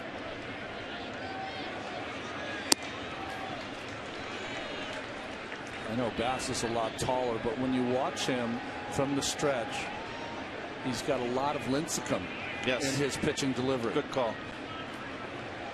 Wait, Timmy pitched last year, and during spring training this year, I'm not sure how much of Lincecum you want to have. That's Although, to be fair, he was a difference maker for the Giants in the postseason last year, working out of the bullpen. Yes, he was. He was the he was last year's version of the '86 Sid Fernandez in the World Series. Marlon Byrd, who already is an RBI today, waiting on deck. 5 different Mets have driven in runs as Davis bounces one foul. 1-2.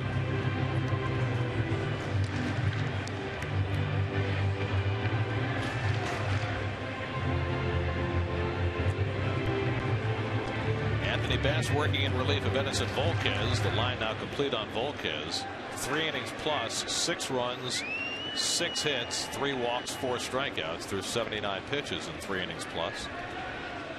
Not what the Padres were hoping for on opening day.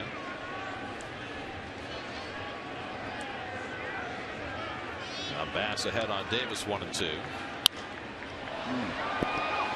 That's throwing a little harder than I remember. I think of him as more 91, 92 kind of guy. Yeah, control guy with his changeup being his best pitch, but so far has gone primarily to the breaking ball coming out of the bullpen. 5th round pick by the Padres in 08 out of Wayne State University in Detroit. I don't think John Buck and John Neese have stopped talking since the game began. Sun comes back out, and Davis strikes out on the fastball. That's the second out of the inning. Second time Ike's been banned today. Well, it's got a lot of play.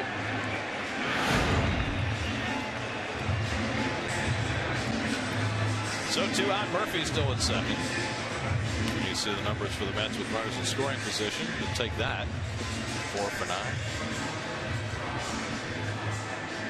Marlon Byrd had a 2-out RBI hit his last time up.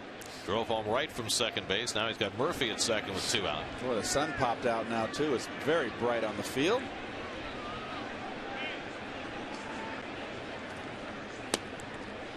And Bass really throwing hard. Misses low and away. No worries for Marlon though. He's got those shades he's been wearing the entire game. I wonder how you see when you wear those shades in the shade. I would never trust him.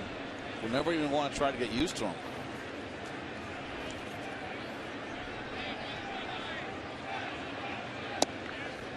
That's the off-speed pitch from Bass, and it's 2-0.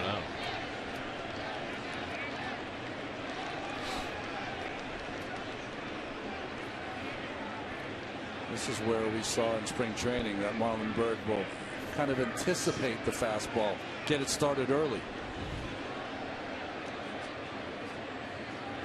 A lot of balls hard to right center during spring training. This time he pulls one through the hole, a base hit. Here's Murphy around third and heading in. Quinton's throw to the plate is cut off. Marlon Byrd with his second RBI hit in the afternoon, and it's 7-1 New York.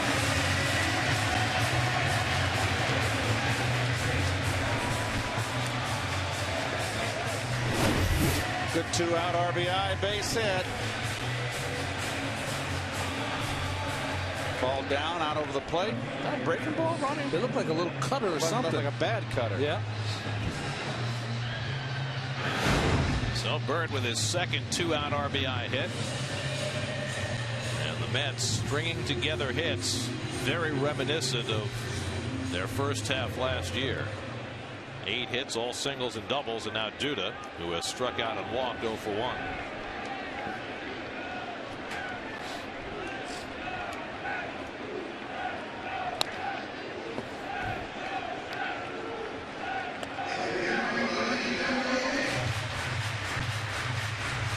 When spring training began, Dave Hudgens and Lucas Duda came up with a plan where he was resting the bat on his shoulder and trying to eliminate just about all pre-swing movement.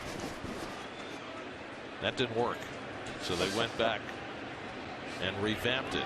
Now he's got that wiggle back, but not the toe tap that he had last year, and it seems as though he's found some degree of comfort with that. The line of demarcation for that was the 4 strikeout performance in a spring training game. After that, he was given a couple of days off from Terry Collins, and he came back with kind of a morphed version of his old stance and Hutchinson's new stance.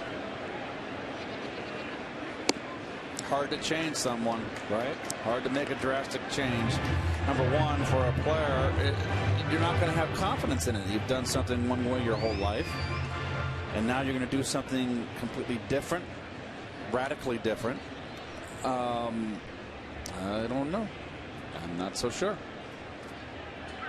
Well, the question is, could he have been successful the way he was setting up before pitches? I think that was the concern.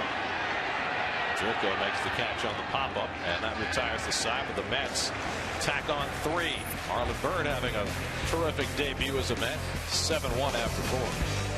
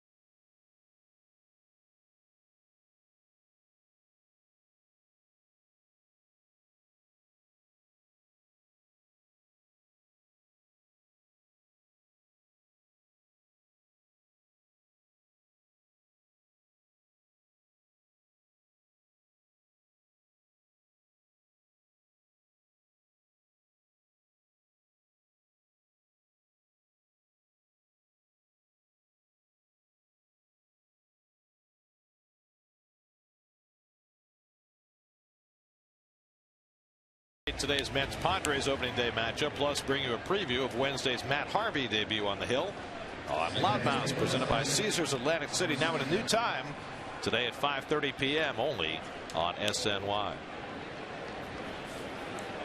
Fifth inning, John Neese now fortified with a 7-1 lead. And Alexi Amarista will bat for the first time. Came into the double switch last inning. And fastball in for a strike, 0-1. Amarista, just 23 years old, came over from the Angels. Had 275 at bats for the Padres last year. Hit 240. Just 5'8". He's nicknamed Little Ninja. And Little Ninja has to duck under the curveball. 1-2. Well, we got a Kung Fu Panda in San Francisco and a Little Ninja in San Diego. A banged up Kung Fu Panda. Yeah, right. 2-2 to Amarista with DeNorfia and Cabrera to follow. Didn't the Kung Fu Panda come a little overweight in spring training this year again? Nothing new about that. Top to shortstop, and Tejada makes the toss in time to get Amarista for the first down. 1 out and nobody else. Go to Kevin, who's sitting with Doc Gooden, who's here as part of the City Alumni Association. He knows a little bit about opening days, Kevin. Yeah, just a tad. 85, the first one, the opener at Shea. Cardinals, I believe. What do you, God, you were so young then. What do you remember about that opening day at Shea in 85, Doc? I just remember all the media attention, the sellout crowd. You know, you pull into the parking lot, you know, and you got the fans already there lined up, you know, tailgating. And obviously I couldn't sleep the night before. Like you mentioned, 20 years old. Yeah. My first game, you know, throwing to Gary Carter live. And just a great feeling. And the facing the Cardinals was one of the rivals and one of the teams that you battled with the year before with the Cubs. So it was just a great feeling all the way around. What did you have more butterflies? Was it the debut the year before in 84, or was it starting opening day 85? I think opening day 85, because, you know, my debut in 84, there wasn't a whole lot expected out of me. And plus, you know, playing the Astros, which they didn't really have like the big name guys. And plus it was away. But 85, after 84, the expectation is starting at home at Shea Stadium. You know, not a whole lot expected. Didn't you strike out 300 guys in the minors the year before? Yes, but, you know, that was great. But, you know, in the minors, they're not even making the majors. It was a dream come true. And I had my parents in the stands, which, you know, I love my parents being there like that security blanket. But then you want to do well for them, and then you want to do well your first game. So it was nerve-wracking. You were just telling me a funny story. Nice play by David Wright, and DeNorfia thrown out.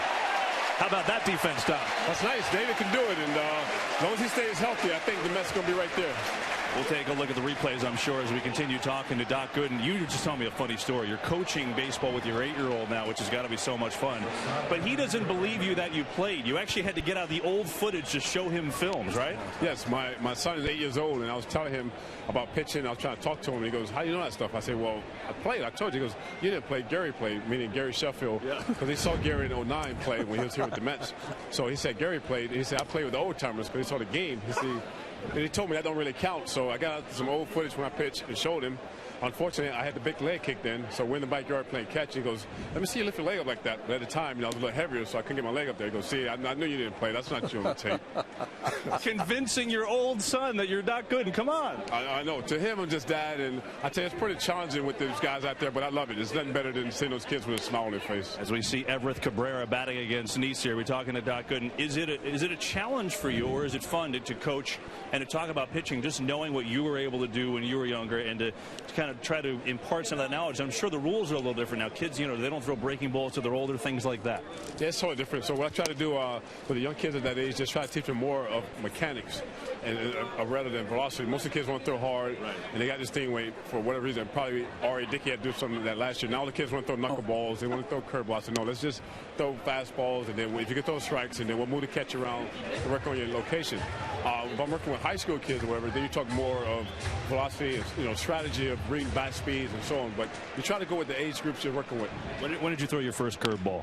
As Cabrera hits it a second, this will be the inning. When did you throw the first curveball, Doc? First curveball at 10, but I wouldn't recommend that to kids. Seem to work out all right for you. Great seeing you, Doc. Thank you. Always good to see you, Kevin. Doc Gooden, Jonathan Neese continues to roll along here at Citi Field. Good opening day for the Mets so far. In Flushing, we're coming back.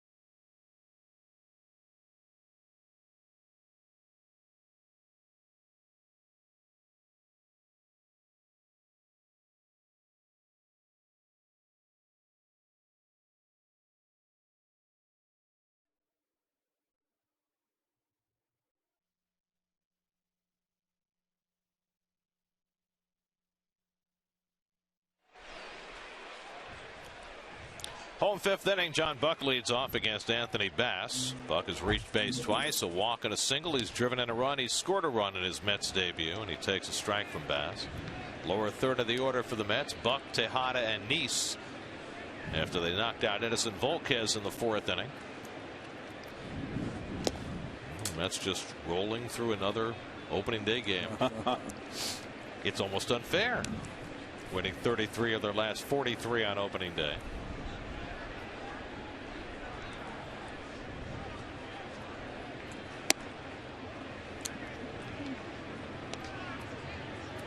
One and two to Buck. Very strange opening day in New York, in that for the first time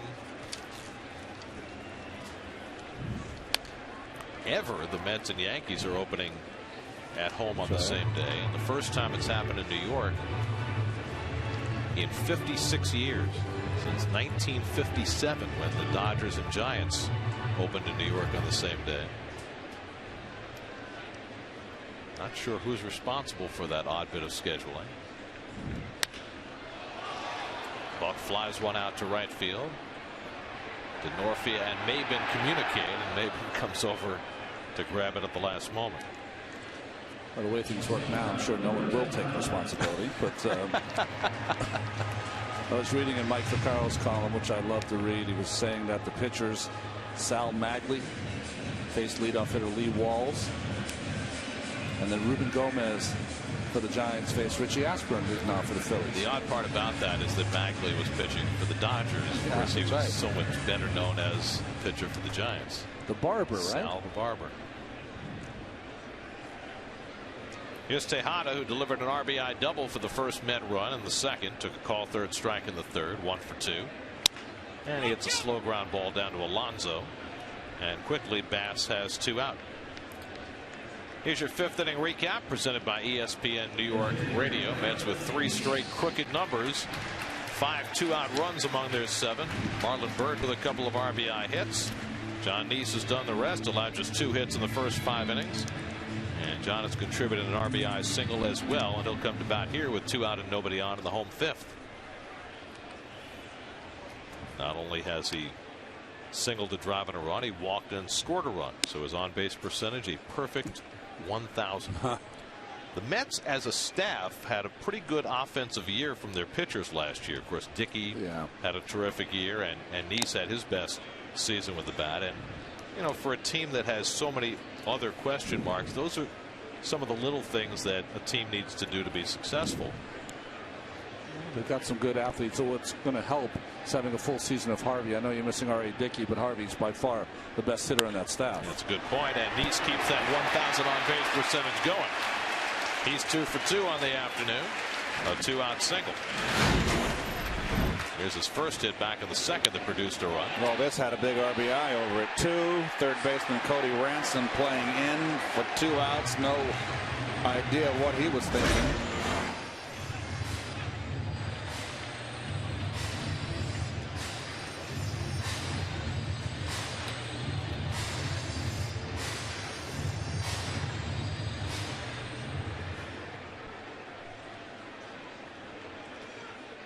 Fourth time in his career, Neese has had 2 hits in a game. Now Colin Cowgill, who picked up his first hit as a Met, his last time up, a double to left center. You see the numbers last year for the Mets pitchers, 3rd in the National League. A huge difference from the year before, when they really struggled not only with their batting but with their bunting. And their bunting was impeccable last year also. Nothing in 2 to Cowgill. Colin Cowgill, one of those pedal to the metal type players. It's probably not a total coincidence that he wears number 4. 2013 version of Nails. And Cowgill down on strikes. The throw by Hundley to complete the putout. Second strikeout for Anthony Bass. We've played 5 on opening day. Mets up 7-1.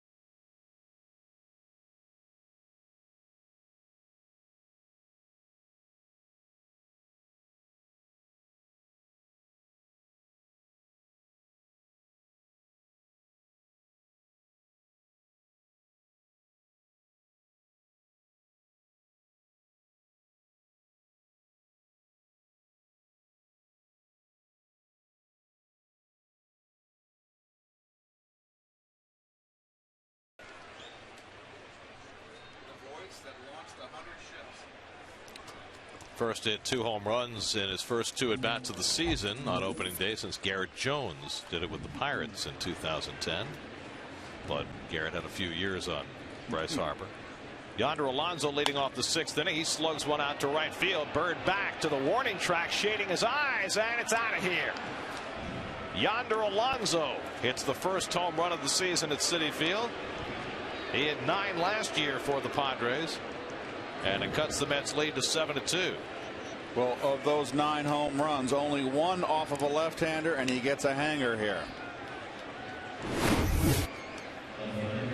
Old Bender that just stays inner half. Oh boy, on a tee, is it not, Ronnie? Yes. Stayed inside, never moved. And Alonso, I think, is going to have a big year for San Diego. Early last season, John Neese had a problem with home runs, particularly with home runs with men on base. You don't worry so much about the solo shots with a 6-run lead. Right handles the ground ball from Quentin and throws him out, 1 away. He made a mistake, it happened, but that's the 9th out he's got on the ground. And John, the last couple of years, has been that kind of pitcher who keeps the ball, especially after that initial home run problem last year, keeps the ball on the ground. Remember, too, of the 22 home runs he gave up last year, 18 were to the right-handers. He had difficulty with the right-handers. Here's Jed Jerko, who's 0 for 2.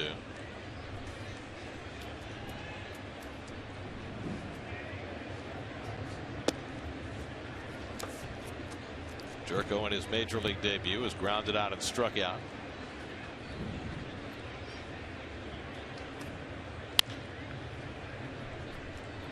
Awfully unusual these days for a rookie with no major league service time to be in the lineup on opening day, but there are a few of them as you look at Neese's numbers against lefties and righties last year.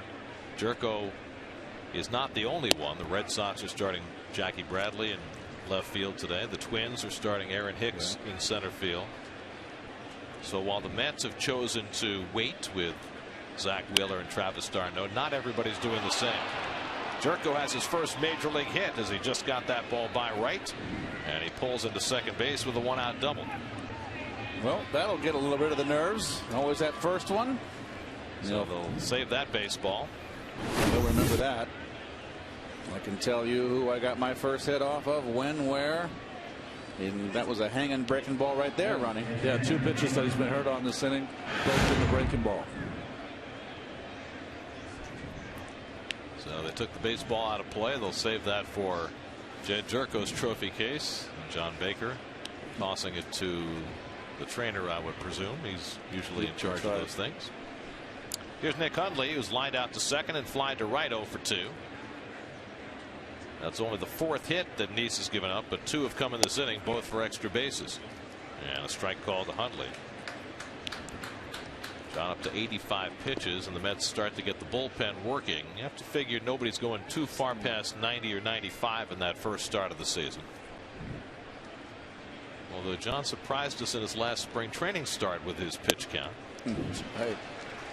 0-2 to Hundley. He was supposed to throw 45 to 50. He wound up throwing over 70 in that game. Josh Edgin is the left-hander, and Greg Burke, the side-arming right-hander in the Mets bullpen. Watch out, Burke might hit him with that sidearm throw. Give me a stiff neck looking at him, won't wind up. Well, if he went to the other mound, he'd probably hit his arm against the fence as Hundley strikes out. That's the 4th strikeout for Neese, the 2nd out of the inning. Well, just 2 fastballs up and away, nothing but air. You can see the weird motion from. Time for today's Verizon text poll. Text 56812 or SNY TV and let us know, what do you think the Mets' strength will be this season? Starters, relievers, outfield, infield. Should have bench in now. Strength. Manager, Booth. If your bench is your strength, you got to get them in the starting lineup. Here's Cameron Maybin, and he takes ball 1. Maybin hitting 7th in the order. The pitcher is in the 8th spot. Nobody's come out on deck as yet for the Padres. And Neese hoping not to have to face the next hitter. Nonetheless, falls behind 2-0.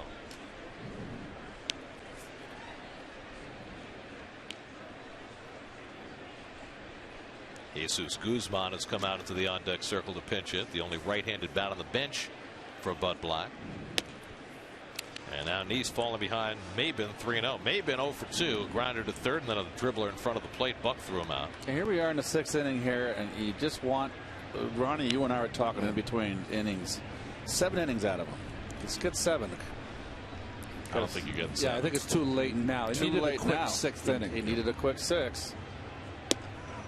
And that's a strike, 3-1. You're drawing out your strike call this year, Gary. Not the next game, only today. Just wait for the umpires to rotate. Fly ball down the right field line, and that'll go out of play. New York Mets baseball on SNY is brought to you by Cholula Hot Sauce, the flavorful hot sauce with the iconic wooden cap. By the Hyundai Let's Go sales event now through April 30th. And by State Farm. Today's State Farm agent of the day is Pat Cauley of Glendale. Contact Pat's office at patcauley.com. Wish Pat all the best as he recovers. Yeah, from back surgery. I know he's at home in East Meadow checking us out. Ripped foul by Mabin. Pat never misses a game unless he's off traveling to the North Pole or something. North Pole, Brazil, Australia. He goes, you know. He's a man of the world. I was actually going to join Pat at the Super Bowl in New Orleans. Say back surgery. No, already had that. I don't desire that, but I was going to join him for Super Bowl. Nice handles the comebacker. Side retire. Padres get a run back. Yonder Alonso with the first home run of this game. But it's 7-2 New York as we play in the 6th at Citi Field.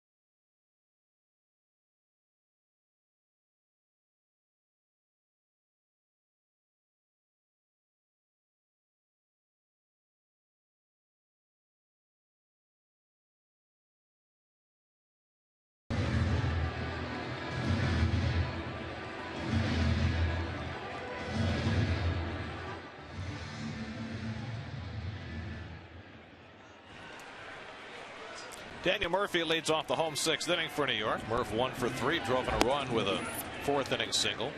Facing Anthony Bass, who begins his 3rd inning of relief. Murphy, Wright, and Davis for the Mets in the home 6th.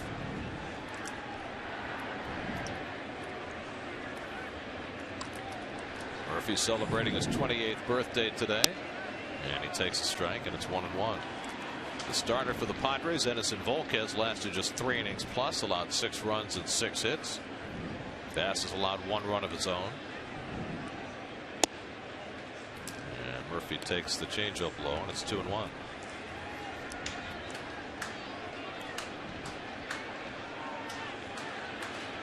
Bass, the long man in a very deep San Diego bullpen with Houston Street as the closer. Late swing and a foul ball. 2-2. Street, when healthy, is one of the best closers of the game. And Luke Gregerson, they have a terrific setup man. Interesting scene between innings as John Neese came off the mound after 6 innings and 94 pitches. Murphy grounds one toward the hole. Amarista with a nice diving stop, has trouble getting it out of his glove, but throws him out anyway. Beautifully done by Alexi Amarista. Well, nice play here. And you're right, Garrett. A little bit. Can they get it out of that glove from his fanny? He makes the throw. Really a nice play. Nice cheat by Alonso at first, too. Yep.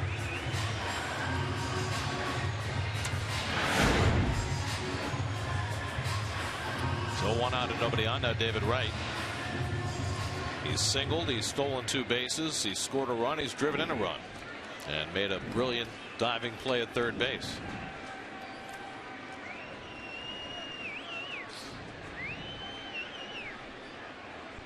The Bass got pretty good stuff. From a left-hand hitter standpoint, what I see, he's got that natural running fastball away from a lefty. You can sit out in the outside corner on him, but he's double trouble for a right-hand hitter. That ball running in on your hands and a good little tight slider. Trying to eat up some innings here in the middle of the game for San Diego. He's already gone 2 1/3. It's a lot of motion on those breaking pitches by Bass. Just throws the kitchen sink at you, and ball never gets there. I think that pitch is a changeup that he just kind of comes out of his hand cutting. A lot of shakes. When you see a lot of shakes like that from a pitcher, it usually means that the catcher is making you shake because you want to go to the fastball. 1-2, and Wright just gets a piece of that breaking ball. Well, we mentioned the scene in the dugout between innings. Clearly they were telling Neese that he was done, and John was not happy about that. You know, you're not going to get excellence out of yourself until you expect excellence. And I think with John Neese, opening day starter, you know, he's been moved up a position. I think he's embracing being up in that rotation and trying to eat up more innings this season. Now the question is, was he able to argue his way into the next inning or not? I would say usually you lose that battle, but we'll see.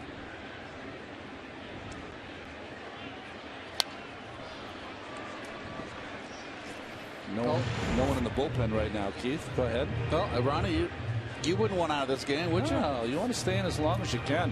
He's throwing free and easy. I just think the pitch counts. They're okay. They're okay, but it's one more inning. Yeah. Let me stretch it out. 94 pitches, 6 innings. As Wright takes the fastball high. They had Burke and Edgin up in the bullpen while Neese was pitching in the top of the 6th. Then he gave up a couple of extra base hits, but right now nobody throwing, so it looks like he has gained that 7th inning. As Wright pops one up, Alonso can't find it, but Amarista can. And that's the 2nd out. I think what you factor in, we always look at the pitch count and say 94. Boy, let him go another inning. But really the most important is you have to add 15 or 16. Because if he's going to give you a full inning to 7, that brings him to 110. Are you safe with that number as a pitching coach or manager? I mean, we're safe over here. I'm perfectly fine with it. Make those decisions. I'm perfectly fine. If I was a manager, I'd say, well, those 5 and fly pitchers wouldn't like me. Brandon Lyon now gets up in the Mets bullpen. Lyon, going into the season, probably had the inside track to be the 8th inning guy in front of Bobby Parnell as Ike Davis takes a strike. Ike is 0 for 3, a couple of strikeouts and a ground ball. But Terry Collins said before the game today that he's really going to mix and match in that 8th inning. He's got Lyon, who's closed games in the past. He's got LaTroy Hawkins, who's been a setup man and a closer in his career. He's got the veteran Scott Atchison from the right side. I think you can mix and match much better when you have 2 lefties on your staff too in the bullpen, which they have with Josh Edgin, who I guess would be considered the first lefty, and then Scott Rice, the 14-year career minor leaguer, who is the 2nd lefty. And the Padres with a predominantly lefty bench today. And Ike goes down for the 3rd time. So a 1-2-3 inning for Anthony Bass, who completes his 3rd inning of relief after 6, 7-2 New York.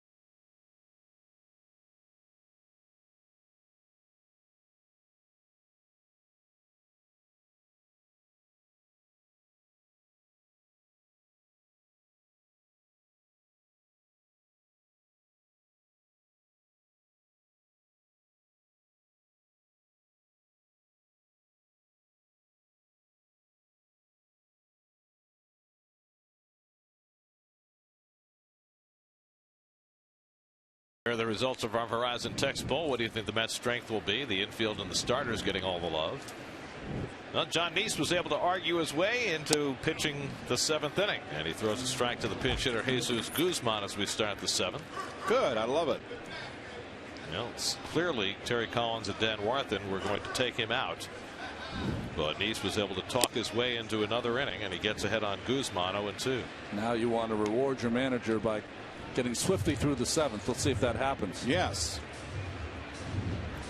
Got a left-hand hitter on deck in Amarista, and then Denorfia, a right-hand hitter.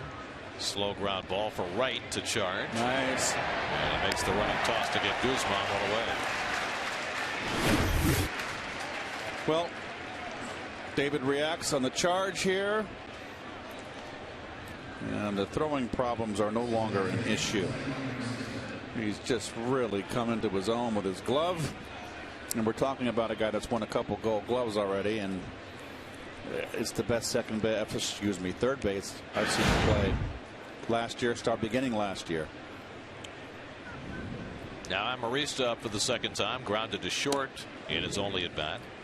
Came in a double switch, contributed a terrific defensive play to rob Murphy of a base hit. And he pops one foul. That'll go out of play, 1-1. John Neese has now generated 12 ground ball outs among the 19 outs that he's got. About to throw his 100th pitch of the game. How short Murphy is, Keith. Threat of the bunt, I guess. Amarista can fly. Used to see Murph on the grass. We don't see him halfway. Well, I tell you what, with that cut on the outfield there and the outfield grass we showed everybody earlier, I wouldn't want to play out in the outfield. I wouldn't want to play out there. That's a good point. You don't want to get any bad hops off that different level of grass. Calgo comes in to call, and he makes the grab to retire Amarista, and so Neese, in his extra inning of work, has gotten the first 2 out. Get a complete recap of today's Mets-Padres opening day matchup with insider info and opinion, plus a preview of Wednesday's Matt Harvey 2013 debut on Mets Blog, presented by Verizon, part of the SNY.TV blog network. Well, he got 2/3 of the inning anyway. Terry Collins comes out to get the baseball, and he is able to leave with a smile rather than a frown.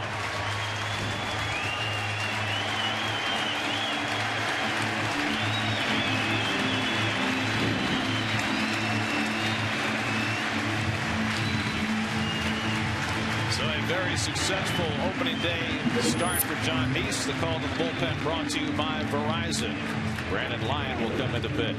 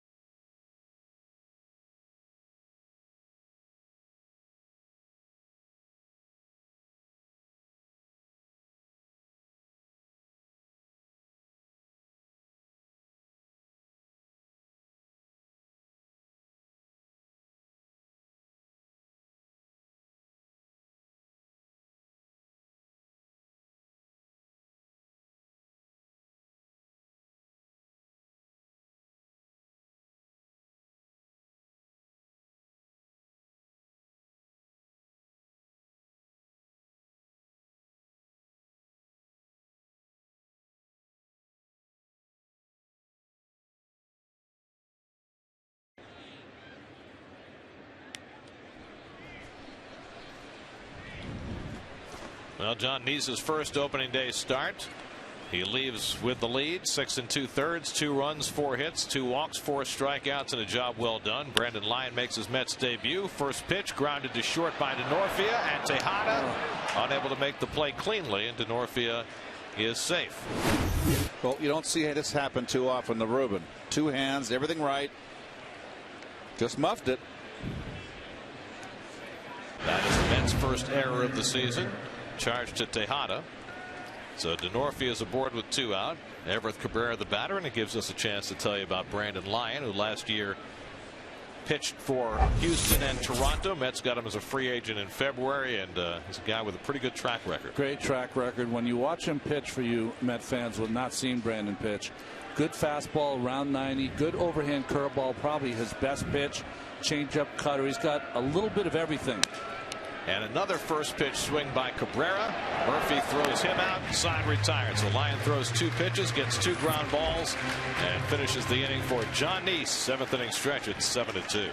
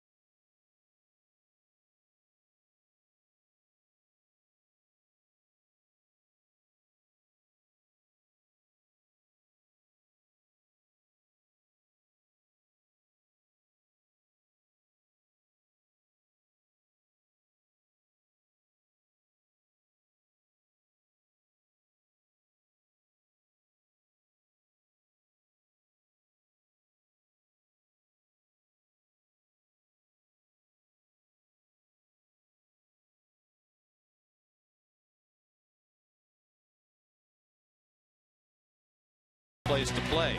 This year SNY is reaching out with the SNY Play Ball Award presented by New York Community Bank, offering $5,000 grants to local leagues in need of help. To apply, visit facebook.com/SNY today. There are your city probables for the remainder of the series. Wednesday night, Matt Harvey makes his season debut against lefty Clayton Richard. Dylan G, coming back from a blood clot in his shoulder, makes his season debut Thursday afternoon against left-hander Eric Stoltz. You know, it's interesting, in between innings, we saw John Neese plead in this case to stay in there. And now after he came out in between innings, Terry Collins with the 4 fingers, almost like he's giving him the 4 reasons why he took him out of that game. With 1 out, with 2 outs gone in the 7th inning. Now he's still saying, you know what? Oh, well, hey, what are you going to do? He's still fighting, though, doesn't quite understand it, and wants to. It's nice to see that he wants to stay in the game. All right, he sold him finally, gets a smile. Brad Brock, one of only 2 major leaguers ever from Monmouth University, will come on to pitch for San Diego. Monmouth in New Jersey? Yep. Nice. Do you know who the other one was? No.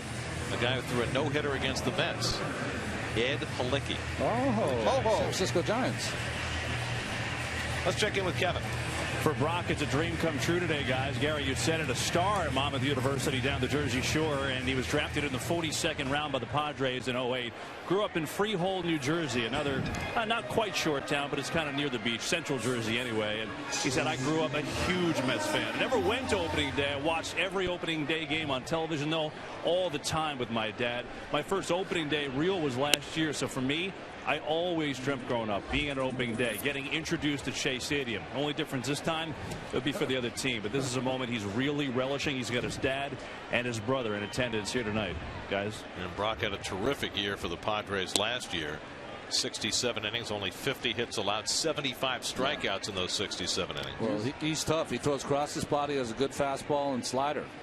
This has really been the Padres' strong point for a long time now, going back to the days when Trevor Hoffman was their closer, and after that Heath Bell. Their bullpen generally is a club strength. I think one of the underrated guys there was Gregerson has been down there. He's been a great. Mike Adams was pitching for them before being traded. Adams now with the Phillies. And Bird, who has 2 RBI hits today, gets one right off his thumbs. Well, Brock has a little bit of emotion like Goose Gossage a little bit. Doesn't follow through like Goose did, but what big shoulder kick. I mean, the shoulder lift. Not much wasted motion. 6 feet 6 inches tall. And he fires one by Bird, so Brock a little amped up, pitching here at Flushing. Strikes out the first man to face him. That is just hard power pitching right there. This kid's got a good arm. Watch his front shoulder. It's like Goose right there. Where Goose followed through. Didn't throw across his body. So 1 out and nobody on, and Lucas Duda steps in. Duda 0 for 2 and a walk. And they put on the full shift against Lucas this time. You know, Gary, Brock was really fired up talking to him today, and obviously being here against the team grew up rooting for. But last year, his story to make opening day was crazy as well. He was hoping to make the opening day roster. It came down to the nitty gritty at the end, and they said, hey, you're going to go to AAA. So he got in the car and was driving away from spring training. And a couple hours into the drive, they called and said, hey, come on back. you're going to be on the roster. Thank goodness for cell phones. Sounds like that Darren Oliver story from 2006 when Darren went home and was ready to retire. I called him, came back in time for opening day.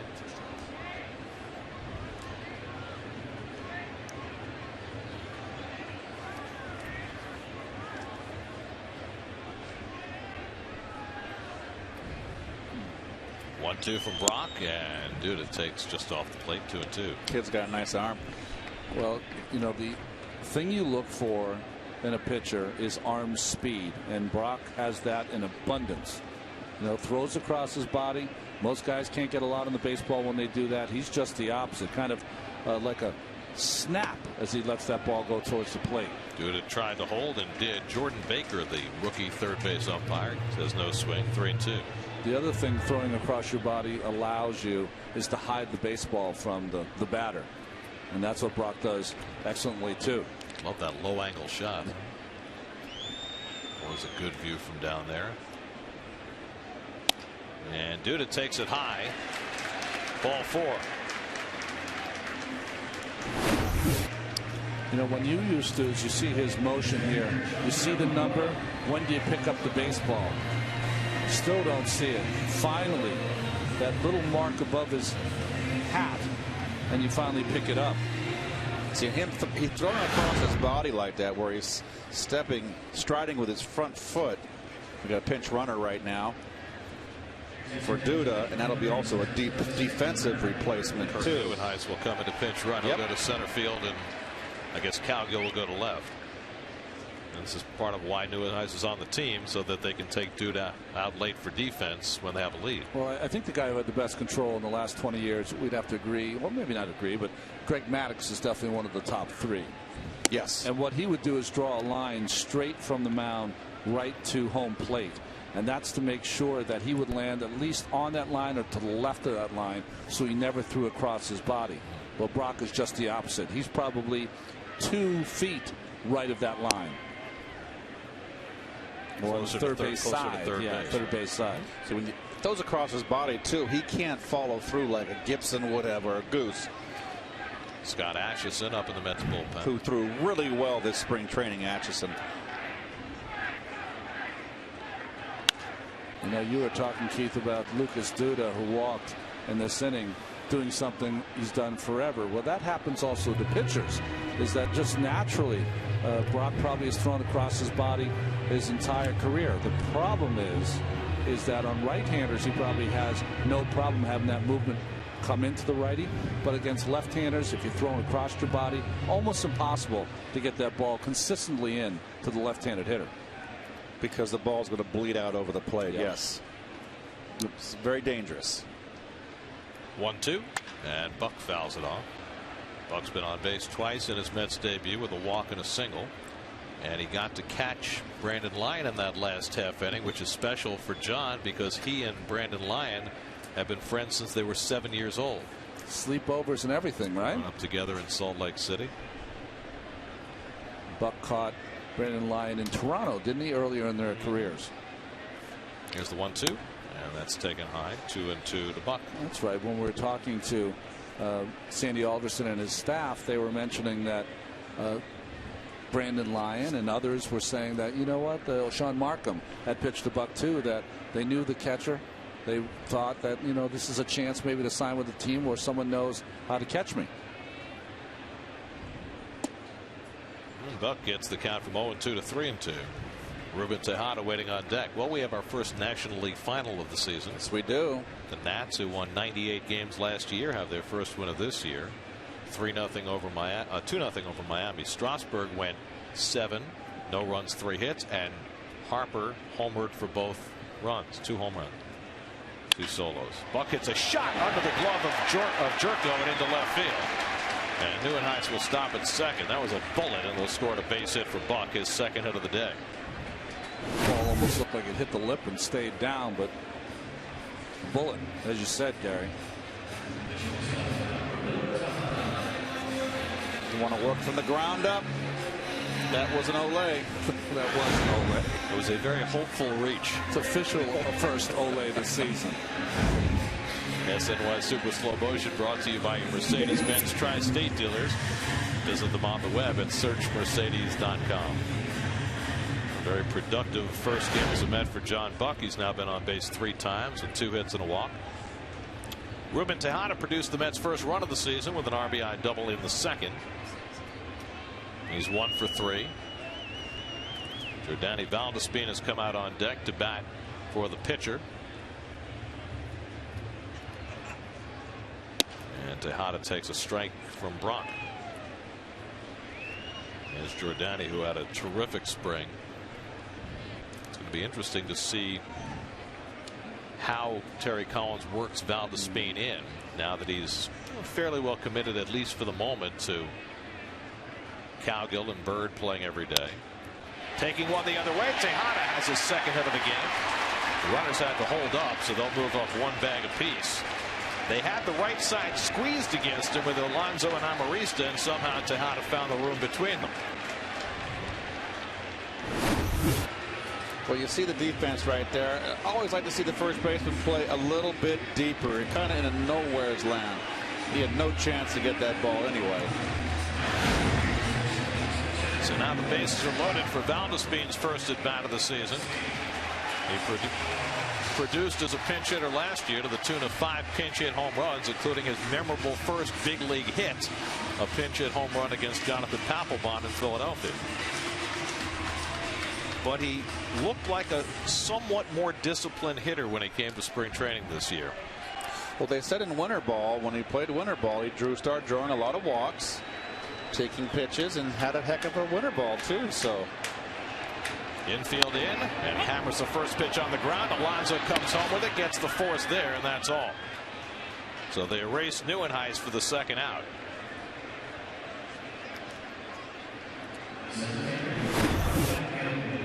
Well, you got a break on the ball on the ground here. Bases loaded, and nice play by Alonso. And Neuenhuis reaching out with his hand to get a piece of the catcher there. And I think that's the problem that Hundley had there, is that Usually when you come in, you can slide feet first and take the catcher out, but Neuenhuis reached across and tried to grab him with his arm.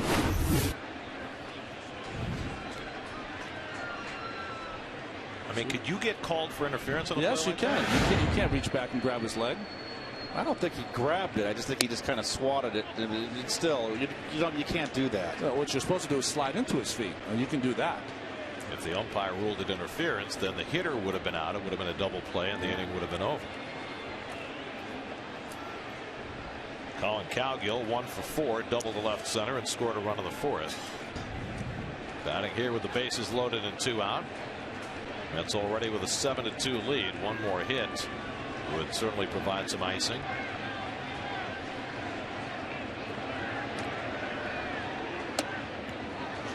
Two 2-0 now to Cowgill.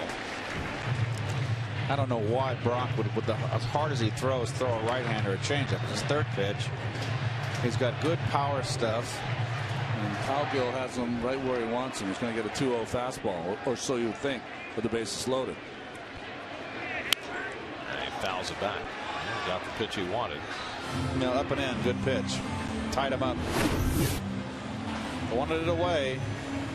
Missed on the other side of the plate, up and in, and tied him up completely.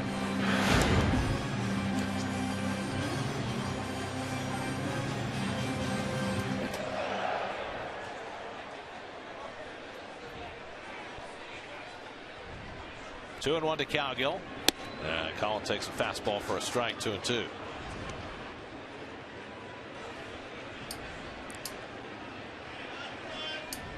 Buck is at third, Tejada at second, Valdespin at first with 2 down. 25 pitches in the inning for Brock. 2-2 to Colin Cowgill. And he drives one in the air to left field, chasing Quentin back to the track near the wall. It's off the top of the fence. That'll bring in Buck. Tejada behind him, and here comes Valdespin. 3-run score. Cowgill goes to third, and they're calling it a home run. It's a grand slam, at least for the moment. A grand slam for Cowgill, and it's 11-2 New York. First career grand slam for Cowgill. It cleared it. Just over the orange line. Good job. Has to hit the black to be a home run, and you're right, Keith. It's a home run. Good job by the rookie umpire with the call. Assertive. And no objection from Bud Black. So they're not going to have to review it. That's the rookie umpire, Jordan Baker, who made the call. So Cowgill hits the first home run for the Mets this season. First opening day grand slam for the Mets since Todd Hundley did it in Colorado back in 1995. Well, here it is right here. Absolutely. Murphy strokes one toward the hole, and that one sneaks under a couple of gloves, and Murphy has his second hit of the day. So the Mets enjoying themselves a field day. Colin Cowgill in his Mets debut hits a grand slam. Well, he fell behind the count, got a fastball. Actually, it was a 2-2 count, and that just was a line drive and cleared it. We said in spring that Sandy Alderson said that Cowgill had some pop, and he certainly showed it there. Well, we saw that this spring. He hit 5 home runs. Del Thayer, the former Met, up in the bullpen for San Diego. We said it all along about Cowgill this spring. He's a middle-of-the-order hitter in a leadoff hitter's body. But he's got some significant power. Well, Bud Black looks like he's ready to make a couple of changes as Brock started out the inning with a flourish, striking out Marlon Byrd, but a walk, 2 singles, and a grand slam later. It's 11-2, and the Padres go to the bullpen.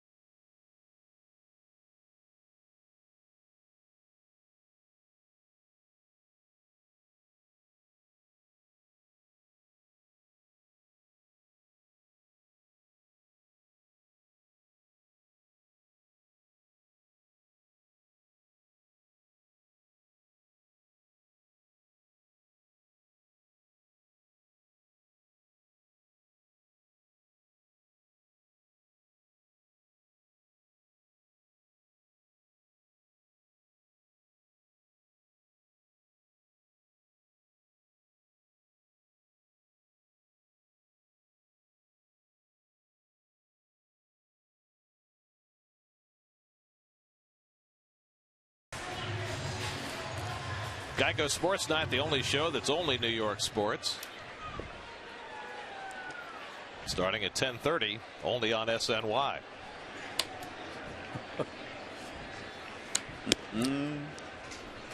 David Wright takes it wide from the former Met Dale Thayer. Will Venable now playing right field. Venable hitting in the 8th spot where the pitcher had been, and Thayer goes to the number 1 spot in the batting order. Well, up and down when he was in the Mets organization, he was able to stay with San Diego and pitch in 64 games last year for the Padres. Doesn't walk people. He throws strikes. Did some closing while Houston Street was hurt last year. Yes, he did. He, along with Gregerson, did some closing.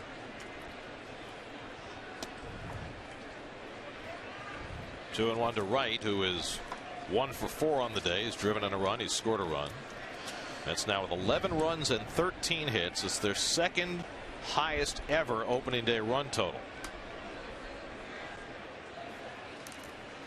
Back in 1994, the Mets opened the season in Chicago against the Cubs. The game was famous because Doc Gooden, who we had on earlier, gave up 3 home runs to Tuffy Rhodes that day.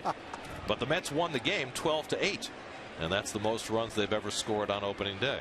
And correct me if I'm wrong. The last 2 games the Mets played in spring training, they were 2 hit and 1 hit. That's right. Well, the last game I know they were 1 hit against the Orioles, right? Well, it just goes to show once again that spring training means zilch, nada, niente. So we won't go next year. Murphy runs and the pitch is high to right and the inning continues. So David draws a walk. That's 5 walks from San Diego pitchers today. And 2 men on for Ike Davis, will be the 9th man up in the inning. Well, Ike's not been a part of the offense so far. 0 for 4 with 3 strikeouts, but a chance here with 2 men on.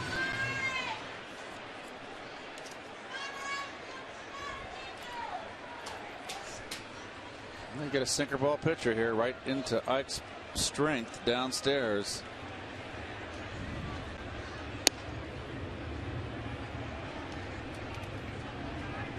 I used to always like it when those right-hand sinker ballers missed the first pitch inside, because you know they're going to want to know they're going to go back out with a little sink piece on the outside corner.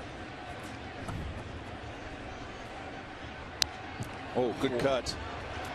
What a shot that was. Ball right at you. Good cut. With the plastic bags blowing by. Ike is 0 for 3 with runners in scoring position today. The rest of the team 7 for 10.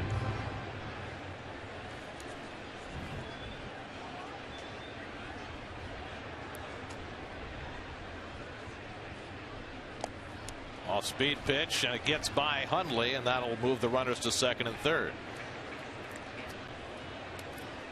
So there's been some stolen bases. 2 second wild pitch. Some wild pitches. Mets have gone 1st to 3rd. Buck went from 1st to home on a double. Well, I think there's Bud Black, my former teammate up there in, where was that place in Ohio I played my last year? It was the mistake by the lake. Well, they undid the mistake. They built a new ballpark. It's too late for Keith to enjoy. Aren't we going to Cleveland this year? Yeah, I'm with you. Are you on that trip? I am on it. So hey, Ronnie's home. Ronnie's home this year. I got all the road games. Have they scheduled the parade for your return? Oh yeah, I'm sure they are. I'm going to wear body armor. Yeah, right into Lake Erie.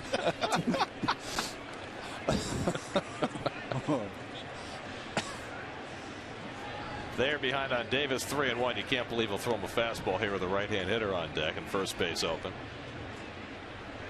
But he does, and Ike fouls it off. Boy, it went right after him, too. 3-2. Of course, remember when Dale Thayer came up with the Mets a couple of years ago? Right.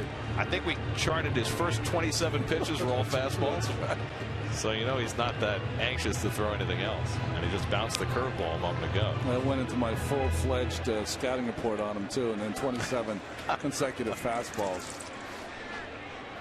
3-2, and that's ball 4. Jeez. And no, we had the count wrong, or no? The scoreboard had the count wrong. Did they? You had it right in the beginning. Oh. So what is it now? It's a 3-2 now. It's 3-2 now. Trust in yourself, Gary. Have confidence. It's early in the season. We have to build up a base first. The power of positive thinking.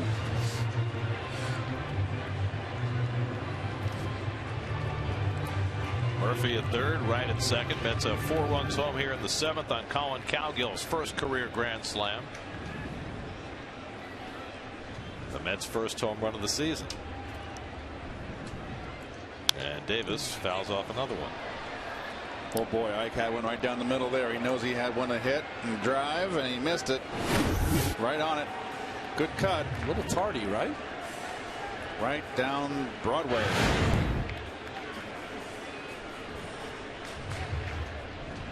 Ike would like to avoid the dreaded golden sombrero. But he does strike out for the 4th time today. Thayer finally puts a close to the inning, but the Mets tack on 4. One big swing by Colin Cowgill with the bases loaded. And Cowgill, with 5 during spring training, unloads his first home run as a Met, and it's a grand slam to boot. 11-2 New York after 7.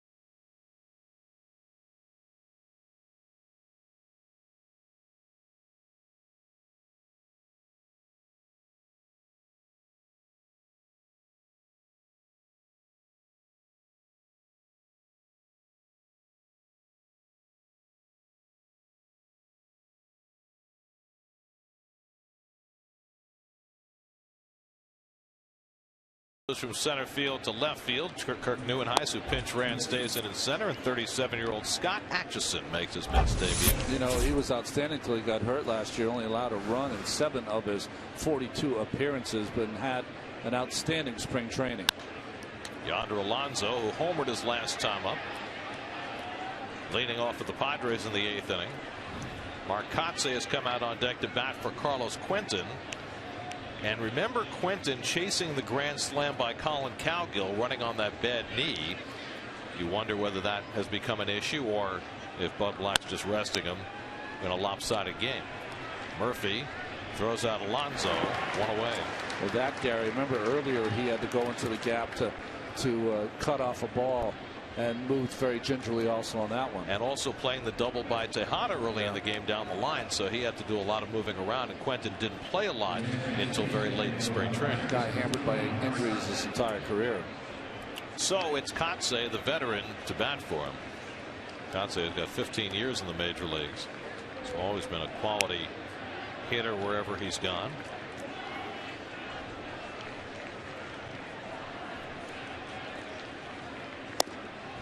Takes the fastball outside from Atchison, and Atchison getting a ground ball from the first hitter he faced, and that's what we saw all spring with Scott. Gets him to pound it into the ground. Well, the theme of this spring training with the a relief pen, because we saw a lot of veterans make the team. You see a lot of guys who throw strikes, don't get behind.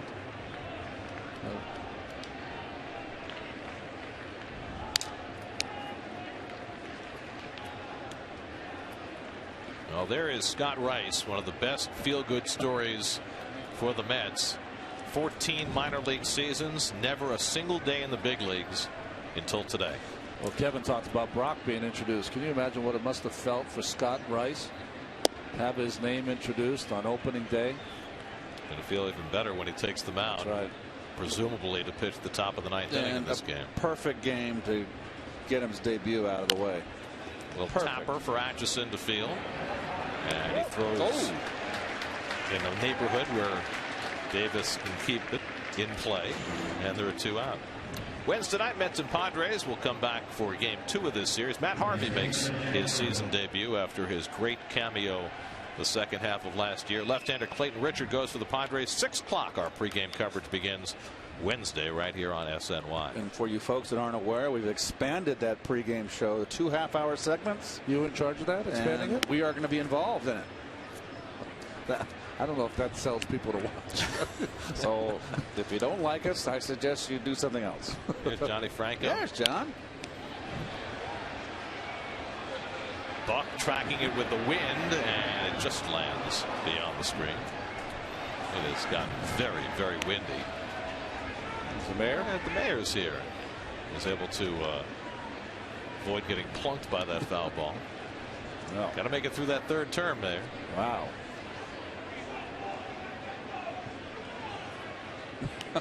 Wind gusting up to 30 miles an hour. That's the kind of winds you would have when you in the winter watching your Jet games, right, Gary? That kind of wind. Sat in the upper deck at Shea Stadium for many of those.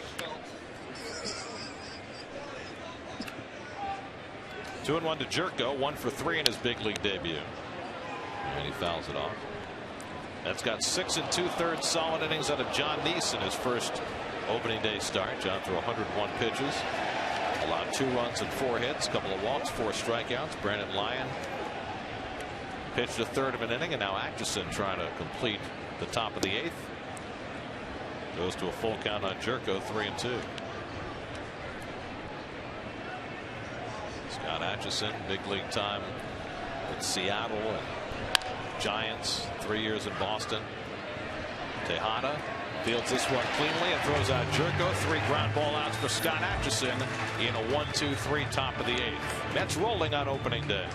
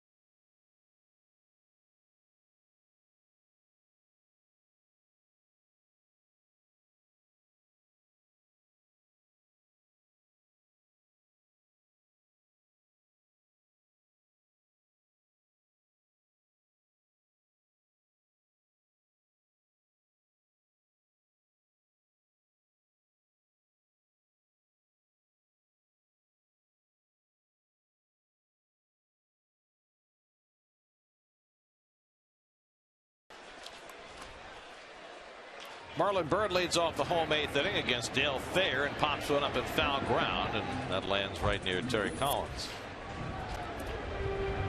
Thayer got the final out in the 8th inning. Marcotte stays in the game in left field after pinch hitting. See those cameras moving around? Yeah, right. Blowing them around. It's hard for the cameramen to keep them steady. Now, see all the debris on the field. Wouldn't you think if you're watching the game and you're having yourself a hot dog, as you see a cap now floating around, wouldn't you hold your garbage and make sure you put it in the trash after the inning, or no? Just throw it on the seat and let it go. Some people might be inclined to create flying objects on purpose. They will add to the experience. That's what you're saying. Oh, okay. Marlon Byrd 2 for 4 in his Mets debut. A couple of RBI hits. And Wind is just ripping that flag on the pole. Can't be very comfortable over there. LaGuardia across the street, right? A little bumpy coming down. Off the end of the bat to short, and Cabrera on the charge. And he throws out Byrd, one away. The Mets have battered the San Diego pitching staff this afternoon. As we look at the Mets box score presented by Audi, Colin Cowgill with the cherry on top with his first career grand slam, the Mets' first home run of the season. But RBI hits galore for Tejada, and Neese, and a couple for Byrd, and Buck, and Murphy, all with RBI hits today. Six Cowgill, who was given the everyday job in center field, certainly making that move look good for Terry Collins. A couple of extra base hits today. Kurt Neuenhuis now playing center after coming on as a pinch runner, batting for the first time. It was a very rough spring for Neuenhuis, and until the last 4 or 5 days of spring, it didn't look like there was any chance for him to make the roster. But because of his defense, Neuenhuis is here, and they're hoping that he'll get his offense together. Which makes me feel as if Matt Den Decker did not get hurt, he would have made the team instead of Neuenhuis. The one thing that Neuenhuis had on Den Decker is that he's got some big league experience, and some very positive big league experience when he first came up last year, but it really went south on him the last month before he got sent down last year. And then, of course, he hurt his foot and missed the last 2 months of the season down in the minors. I really think that Den Decker was going to wind up at AAA, Ron, and it was going to be Neuenhuis, because Den Decker's younger and hasn't had the experience, just what, a half a season in AAA. It's Joe Thatcher, the lefty, in the Padres bullpen. That is the only left-hander in the Padres bullpen. 3-2 to Neuenhuis with John. Oh, check it. Strike 3 call. Thank you, Tim McClellan. Yes. Look forward to you umpiring at third on Wednesday. Bud Black will make a pitching change. So Thayer will exit. Looks like they'll get Thatcher into the game. We're in the bottom of the 8th. Mets up 11-2, right back to Citi Field.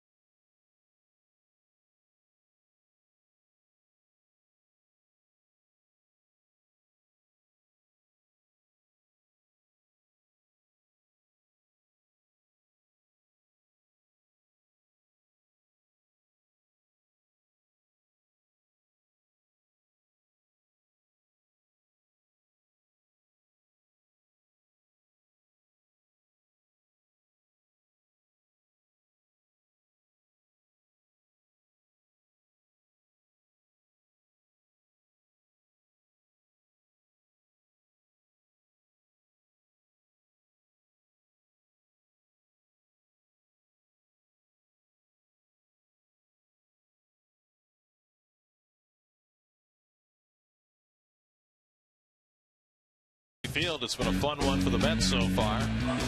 Their new captain has had a good day. Their new opening day starter had himself a fine afternoon. Their new center fielder hit a grand slam.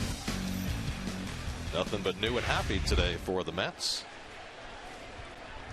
Joe Thatcher takes over the pitching, trying to get the final out here in the bottom of the 8th. Again, we were talking the strength of this team is their bullpen. Buck hits one to the backhand of Jerko, makes a nice play and throws him out. So Thatcher throws one pitch, gets the 3rd out, and we go to the 9th with the Mets up 11-2.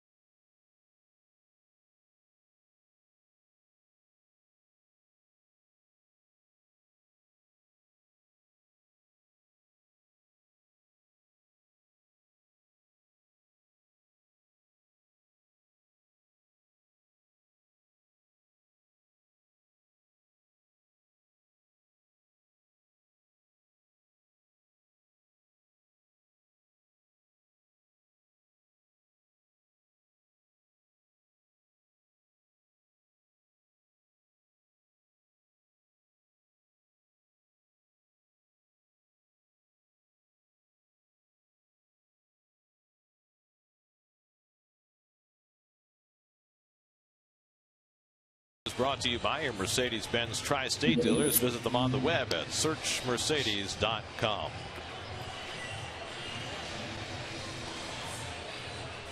Coming up tonight on Geico Sports Night. Highlights from opening day here and elsewhere. UConn looks to avoid Baylor's fate. And all the hockey teams in action as well. 10:30 tonight, Geico Sports Night on SNY.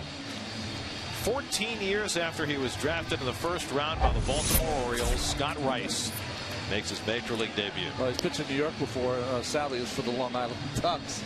But just a great story for Scott Rice. Didn't know to the last minute. And one of the classiest stories you'll hear in spring training. As soon as he found out that he made the team, he said finally, and then went over to Robert Carson and shook his hand, because that's who he beat out at the end of spring training. He'll face Nick Hundley, the first batter. He will serve 1-2 in the major leagues. I talked to Scott today. He says parents are here from California. His wife's here. They couldn't be more thrilled that his perseverance has paid off. And I asked him if there was ever a point where he thought he had had enough after all these years of trying to make his way. And he said there was one moment that really stood out. He was in the Padres organization, as a matter of fact, in 2009, and they let him go, and he had to beg for a job the next spring, even to compete for a minor league job in the Rockies organization. He said he had to beat out 22 other left-handers to get a job in Double-A, and he said if he didn't make it, that's when he was going to quit. But he made the team, got the job, stuck it out. He wound up back in independent ball in 2011 in York, Pennsylvania. Came down to the last cut and didn't make the Dodgers last year. But here, after all the perseverance, after 14 minor league seasons, after 3 different stints in independent ball, Scott Rice is finally a Major League Baseball player. He's had his heart broken over and over, hasn't he? But stuck it out for 14 years. Couldn't get Hundley to bite on the breaking ball, and it's 3-2. I guess the next heartbreak will be when he finds out how much the rent is here to be a player of the New York Mets. Minimum salary covers it today. It does? Oh, yeah. Okay. I think he'd be very happy to pitch at a loss, to be quite honest. 3-2 coming from Rice, and he got him. Well, just got a piece. Just got a piece to stay alive.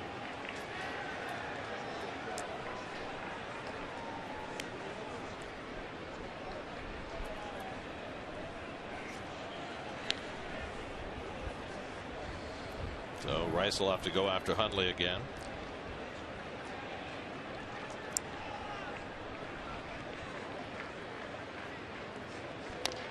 And he just got that one off the end of the bat. If you haven't seen him pitch in spring training, he is a ground ball specialist. It's one of the reasons he made the team. Throws strikes, keeps the ball down, gets ground balls, has 3 pitches, a good slurve, and also a changeup.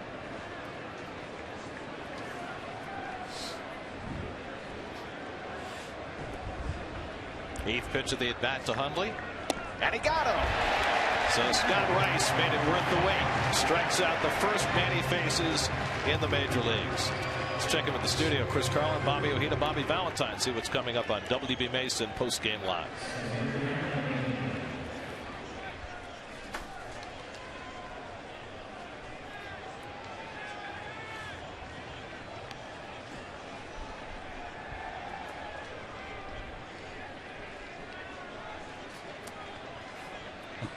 It is a tad windy, isn't it? There's Cameron Maben, who dribbles one foul, and Rice getting some good sink. You know, Gary, you mentioned that his parents here and his wife, you know, it really, it takes an entire village along with you to stick it out for 14 years to be behind you that long to get your dream. Jeurys Familia up in the bullpen for the Mets. Cameron Maben's 0 for 3 today, and there's the off-speed pitch by Rice to get him ahead 0-2. Good change up here. Just turns the ball over. Bottom drops out. Rice spent the first 4 or 5 years of his career in the minor leagues as a starting pitcher before being moved to the bullpen. I didn't know him any better. The ball, the way it released out of his hand, it's almost like a screwball. Well, the Mets had to make the extra effort to have Rice on their opening day roster. They had to purchase his contract, which meant they had to clear room on the 40-man. Mets had 4 guys who were non-roster players who they had to make room for. But they opted to do that because they liked the way he looked. And he has back-to-back strikeouts to start his big league career. How about that? This game's easy. Oh, he's got the sinker, deceptive motion. Makes Maben look very bad. And someone's going to be very nervous on Sunday when Markham comes off. Right now, someone's going to have to go. Mets are carrying 4 starters and 8 relievers right now. Markham now say has biceps tendonitis, so we assume that it's going to be Markham, but who knows? Will Venable up for the first time with the Padres down to their final out. And Venable takes inside for ball 1. Venable had a good second half last year, like so many of the Padres. They'll platoon in right field with Chris Denorfield.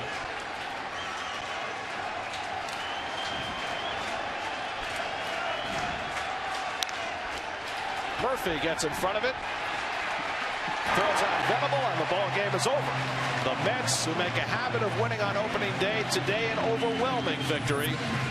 Scott Rice, a 1-2-3 inning in his big league debut, as the Mets strike early and often and crush the Padres 11-2, their 34th opening day win in the last 44 years. Well, the Mets take advantage of 13 hits and 6 Padre walks to score the 11 runs. Colin Cowgill debut as a Met, a grand slam.